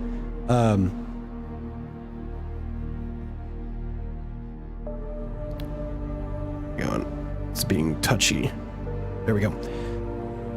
We cut to a highland in the dark under some clouds between mountains with a small village of metal buildings. Advanced tech stuff that all stuff that everyone here's really just not used to. Everything is like sci-fi movie stuff. It's jarring. It's gray and misty and rainy and intrusively dark outside. The light of like these atmospheric lamps you see pass over occasionally in the distance, kind of lighting things up. They come and go very slowly. And the ship begins to take an angle in a different direction, curving around this little village. A large house with a landing pad on the side is where we sit down. And the rain begins to pick up a bit. And Serena looks at everybody in here and doesn't really say anything. And goes out, and you see out of the glass of the cockpit as she begins to walk down the walkway of this landing pad towards the house. And you see a figure come out of the house that is it's a lot shorter than Serena, probably 5'7", not very tall. But even at this distance, it's weird because you're looking at the spitting image of Serena. And I think you all very quickly, obviously, put it together what you're looking at. She has stopped dead in her tracks looking at Serena. Both of them are now just kind of standing there staring at each other in this like silent exchange that you're witnessing. And she brings her hands up to her face and falls to her knees. And Serena kneels down in front of her. And as several minutes go by as they like kind of converse back and forth. They both rise, and Serena puts her hand on this woman's shoulder and begins to walk past her and go into the house. And the woman you see now is wearing, with drapery and scarves and things, is wearing Skaldashari armor. And she's walking towards the ship, and she enters. And after a few moments, she comes up, and once again, kind of weird because a different, like, haircut Serena just climbs up into the cockpit, and she looks around. Hello, I am Tekla Cauldron. Nice to meet you all. I'm sure you know who I am. And I believe that is when, if I saved the image, I did.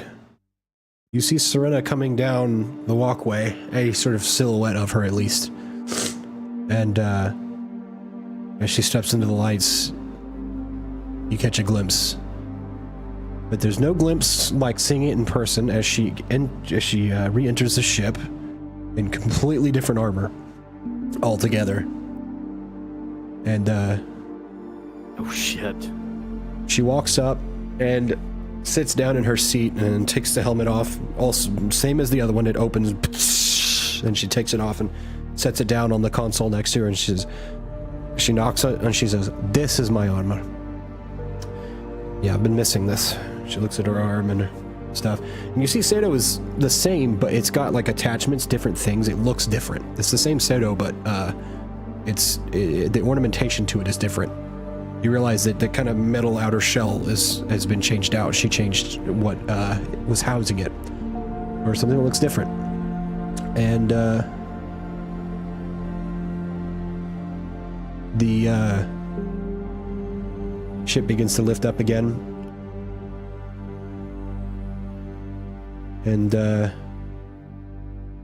she goes silent again, a bit solemn, and we cut once more as we lift into the atmosphere and fly away. And in that process, a small warp jump is had to get us to Skaldare Prime a bit quicker. And I'm going to turn it up because the volume is important for this part of it. We come out very suddenly with a small warp pulse or short distance burst. And there to your left, plain as you can see, the black void, like an empty spot in your vision, taking the light and devouring it. The black hole NA 32598, nicknamed Regret. The ship begins to cut through the atmosphere, and the layers, all you can see is mist and fog. The sounds of rainfall become very prevalent against the spacecrafts outside. And as the ship continues on, a waterfall comes into view. I fly directly towards it, bringing your anxiety up as we look like we're going to crash into a cliff. Just as it seems will impact, we're in the water and the ship turns sideways, just between two cliffs. And we exit the water, coming out again into a thick fog. As two fighters come in a formation. And she turns around and she says, "You remember the dwarf that said he threatened to come fight us? Welcome to Thunder Valley." A rumbling begins to overtake your hearing. The fog clears very gradually. As it begins to thin out, your hearing disappears altogether. It's vibrations. The fog clears, the largest manufacturing project you have ever seen. The base of the valley is one cruiser bay after another. 5 of them to the north, levitating, 3 beginning an ascent, causing a thunderous rumble that you can't seem to escape at all, even covering your ears. For miles around, all you see is bay after bay of battle cruisers constructed, the inescapable visual of a warrior culture in full view. You see now Skaldale the Mighty. Only the strongest survive in the dark. And it's now that it dawns on you that the dark, quote unquote, isn't just the lack of light under the black hole, but all of space, lightless and void. And you descend onto a landing pad very gradually as the rumbling fades out as that set of cruisers takes off into the atmosphere, leaving for some distant place, on some distant world, on some distant mission that we don't know. Some fight we're not a part of. And here we exit our little shuttle, which was a pre-prepared text for when I was going to build the ship, and then we had the magician, but we exit my ship. And the rain is drenching. It is absolute torrential downpour inescapably. And you now understand why in some passing conversations off screen, Serena would talk about the rain and why it is sacred to them. And they don't hate the rain. In fact, they're glad to have it. The rain is drenching everything you don't want it to as we trudge up the steps out of the infinitely dark gloom of rain and floodlights. And I'm gonna butcher this. The Razmietstit Okronikov loom out of the shadow. They loom out of the gloom like shadows or forgotten statues. The ever-waiting guard, always ready. As far as your eyes can see to the left and the right, lines upon lines of soldiers just standing in the dark, in the rain, waiting for any possible invasion, attack, anything, doesn't matter. Always waiting at all times. That is where my script has ended, and now I have to kind of wing it. So, we ascend the steps and enter the Mesto, the discussion place, as it is translated. She still isn't speaking. She hasn't said anything, and she is wearing the helmet. Everyone you pass, you notice, looks at you all, almost looks at Serena, and then looks away, and then goes back to what they were doing like they saw a ghost, and they're pretending they didn't see it. And you remember what she told you all about how no one is allowed to know that she exists, and if they know she exists, they have to pretend like they don't. They have to pretend they can't see her. She enters this place, ascends the stairs, passing many offices, and you start to kind of put together maybe where you're headed. And we enter a room where a tall, I'd say about 6'3", smooth-headed bald man, and there's several bald men in the next set of descriptions. Bear with me, I'm sorry. Not shitting on bald people. Bald people are cool, as a matter of fact. This guy's just a shitter. Just saying. And So, we enter the office, and he turns around and he says something to her in Skaldashari, and they exchange a few sets of words. She says in common, she says, "Speak in something they can understand. These are my companions. They are with me." And he goes, "I see. Well, I don't like random rabble in my office, Serena. It is not becoming of Razdelinia to walk into my office with people I do not know, and people that are not necessarily trusted. Using your obscurity to get them in was a bit nasty. You will be reprimanded for this appropriately, and you will be put out on a mission immediately. You are to leave tomorrow. In fact, not tomorrow, tonight. This is for your insubordination of avoiding that previous mission for several months. Where did you go? What happened?" And she just... "I was pulled somewhere, and I was shown that things are not what I thought they were, and that I am able to be what I want to be. And he goes, able to be what you want to be? What are you talking about? You are the agent. You must make up for your past sins. That is all you do. You will spend your life making up for your past mistakes. That is what we agreed to, yes? And, it doesn't say anything. No. What did you say to me? No. I won't do it anymore. They freed me of that programming you should have removed from my head. My friends. And I have come to free myself for good. And I wanted to do it in front of you. Here in this office, my own voice. I won't do it anymore. And he goes, you know what you are asking, right? All the things that will be required to happen if this should take place? She nods her head. And there is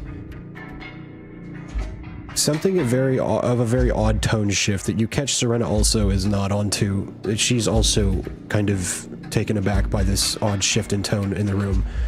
And it's without voice. It's merely by his posture and the look in his eye. As he kind of sits up. Then he swallows. And, they just stand there and look at each other silently for a moment. Not speaking.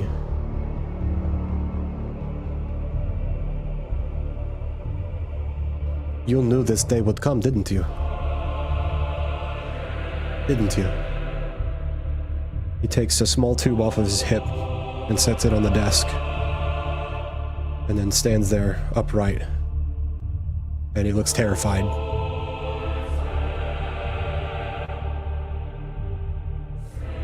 She takes the helmet off, sets it on the floor next to her. And you see a flash. And the body of one Timor Denari begins to fall slowly. And then thuds on the floor. Serena steps forward after picking up her helmet, grabs this off the desk, turns and begins to leave the room. And as she walks past you all, she says, now I am free. Now I am free. We'll make the best of freedom. And she pats your shoulder. And then that is where we cut away from our party entirely. Now I'm going to take you on a fucking roller coaster. You ready, motherfuckers? Okay, we pull away rapidly, fly across to the other side of the galaxy. Not the galaxy, the sector. We zoom in on this planet. Brown, dirty looking planet under a normal sun. Nothing crazy. Begin to zoom in rapidly. And as we do, we see two fleets of ships coming towards each other. No battle quite yet. And then we zoom in. Coming in through the clouds, we see other cruisers flying over, lasers, scatter shots, bombs being dropped, things happening, craziness. Yes. We zoom in on one individual. Tall man, one metal arm and a long pole, slashing through enemies one at a time. It's just insane skill, insane strength. One after the other, sweeping aside enemies as he moves. It is unbelievable. Skaldashari overwhelming their enemy, the opposition force that they are taking on. What the conflict is, who fucking knows? But they are absolutely wrecking everything they can as they move along. And this individual is deadly beyond measure by comparison to everyone around him even. As they cut through the swaths of enemies, he begins to slow down and stop for a second, and he takes cover under a rock. He shouts something in Skaldashari at everyone around him, and they all take cover behind a rock. And there's a sound. And as this sound overtakes,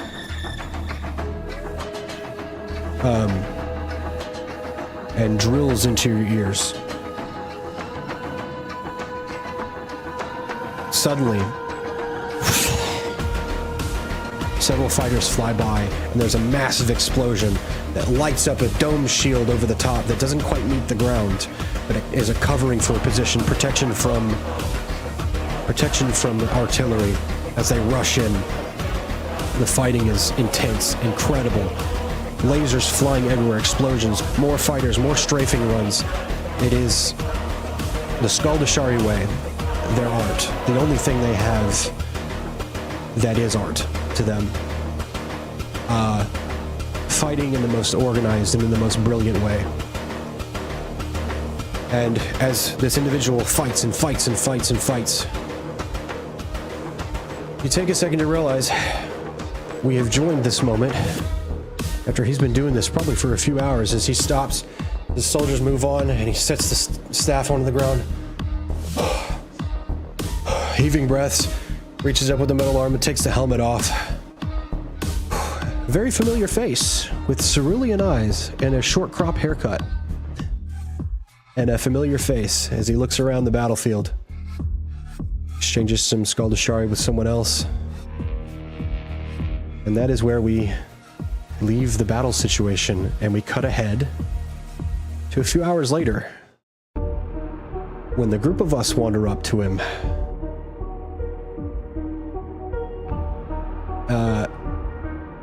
He sits at a small desk looking at all of you. So, my sister is alive. And, who are you all? Should I care who you are? Newfound acquaintances. Right. Newfound. Good while. And an Friends. angel? And Serena just goes, he's with me. He's fine. And he goes, should I trust you anymore? The things that I've heard, the things that you've done? She goes, they took the programming out. He goes, really? You mean that sincerely? You're not joking? You're not trying to trick me? She goes, no, I'm here. I'm back. I'm leaving, actually. I'm going somewhere else. But I wanted to tell you that, you have a job, on Skaldir Prime, and you must return home. What is this job? I haven't seen you in years, and you show up telling me that I have work for you. She goes, you need to go home. You are the sole ruler of Skaldir Prime now. He goes, I don't want to rule Skaldir Prime. And she goes, I know that. You need to go home. Because Temur is dead. And he goes, dead? What do you mean? That would have taken a gargantuan effort to make sure he died. And she just shakes her head. Not if Araz Delinia killed him. One that he thought was ensnared in his mind net. That he decided to leave buried inside my brain. Oh. And she holds up this tube. And he goes, why do you have that? Put that thing away. And she goes, this is no longer the marker of the ruler of Skaldir. We return to the clans when you order it. And she'll hand the scream, as they call it, to Rosgil, which I forgot was going to happen and tell him was going to happen. I'll have to remind him later to probably come watch this. Stuff it in the bag. So his reaction pending, I'm sure, but if you don't remember, it is a dark star, or a dwarf star saber, a lightsaber, if you will, but a blade powered by a dwarf star stuffed into technology, into a metal tube to sustain it as a cutting weapon. You need to go home. And he just kind of sits back. What did you do? She goes, I freed myself. And I'm no longer Skoldashari. And I'm okay with that. I have other things I need to do. Places I need to go. I keep having this dream where I'm flying through the sky and there's like lightning and I'm being hurled through the cosmos or through the sky or something. It's hard to tell because it's the sky. So, and then I just keep flying and falling and there's lightning and somebody whispering my name. I don't know. So I need to go find out what's going on there. That started like a couple weeks ago. But here we are. He goes, here we are. Okay. I have a lot to think about. Hang on. We're skipping ahead anyways. Okay, well. She goes, goodbye, brother. And good luck with your endeavors, General. He just smirks. Come back soon. I want to see you. We need to catch up. I would say now, but points out to the battlefield. I'm a bit busy. And tired. And you should probably leave before people figure out what you did. She nods. And, we all return into Tilda's, which then teleports to the ship in orbit. To get the fuck out of here. And, once again, the party leaves our frame of view as we shift to back to her brother. As he sits in the chair, thinking. One of the soldiers runs into the tent. Sir! Sir! I'm not going to use an accent because they're speaking Skoldashari. There's a detection I can't understand from Sato. I don't understand what it is. He gets up and he goes, what do you mean? I don't follow. He goes, just come outside, come look. Everyone's having the same issue. And he goes out with them and he pulls up his own and they're all looking, all the Skoldashari soldiers standing around looking at their arms. All of the ones that have a Sato. And he looks up around at everyone and he goes, an accent slipping out. Wow, that's fucking crazy that just happened. I must be tired. Looks around at everyone. Does anyone know what a warp bow wave is? Nobody, not a single soul. Sato, what is this? Sato's like processing. None detected in recent years. A long time ago. Last detection? 500 years ago with the arrival of the angels. Oh boy. Helmets on, everyone, let's go. We got visitors. Begins to walk out, kind of look out in the direction that Sato is now showing them all. And they're all looking up into the sky. And like kind of following and tracking. They all have their weapons, they're ready.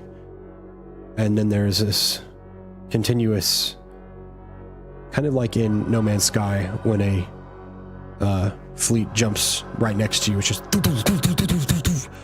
and you just see little dots speckling out into space beyond. Ship after ship after ship. And a few of them come down just low enough in the orbit of the planet that you can see them and make out the details. And they begin to descend. And Sato has another ping. Something. Object falling from orbit. They all begin to look up. He lifts his weapon and begins to run forward. Falls.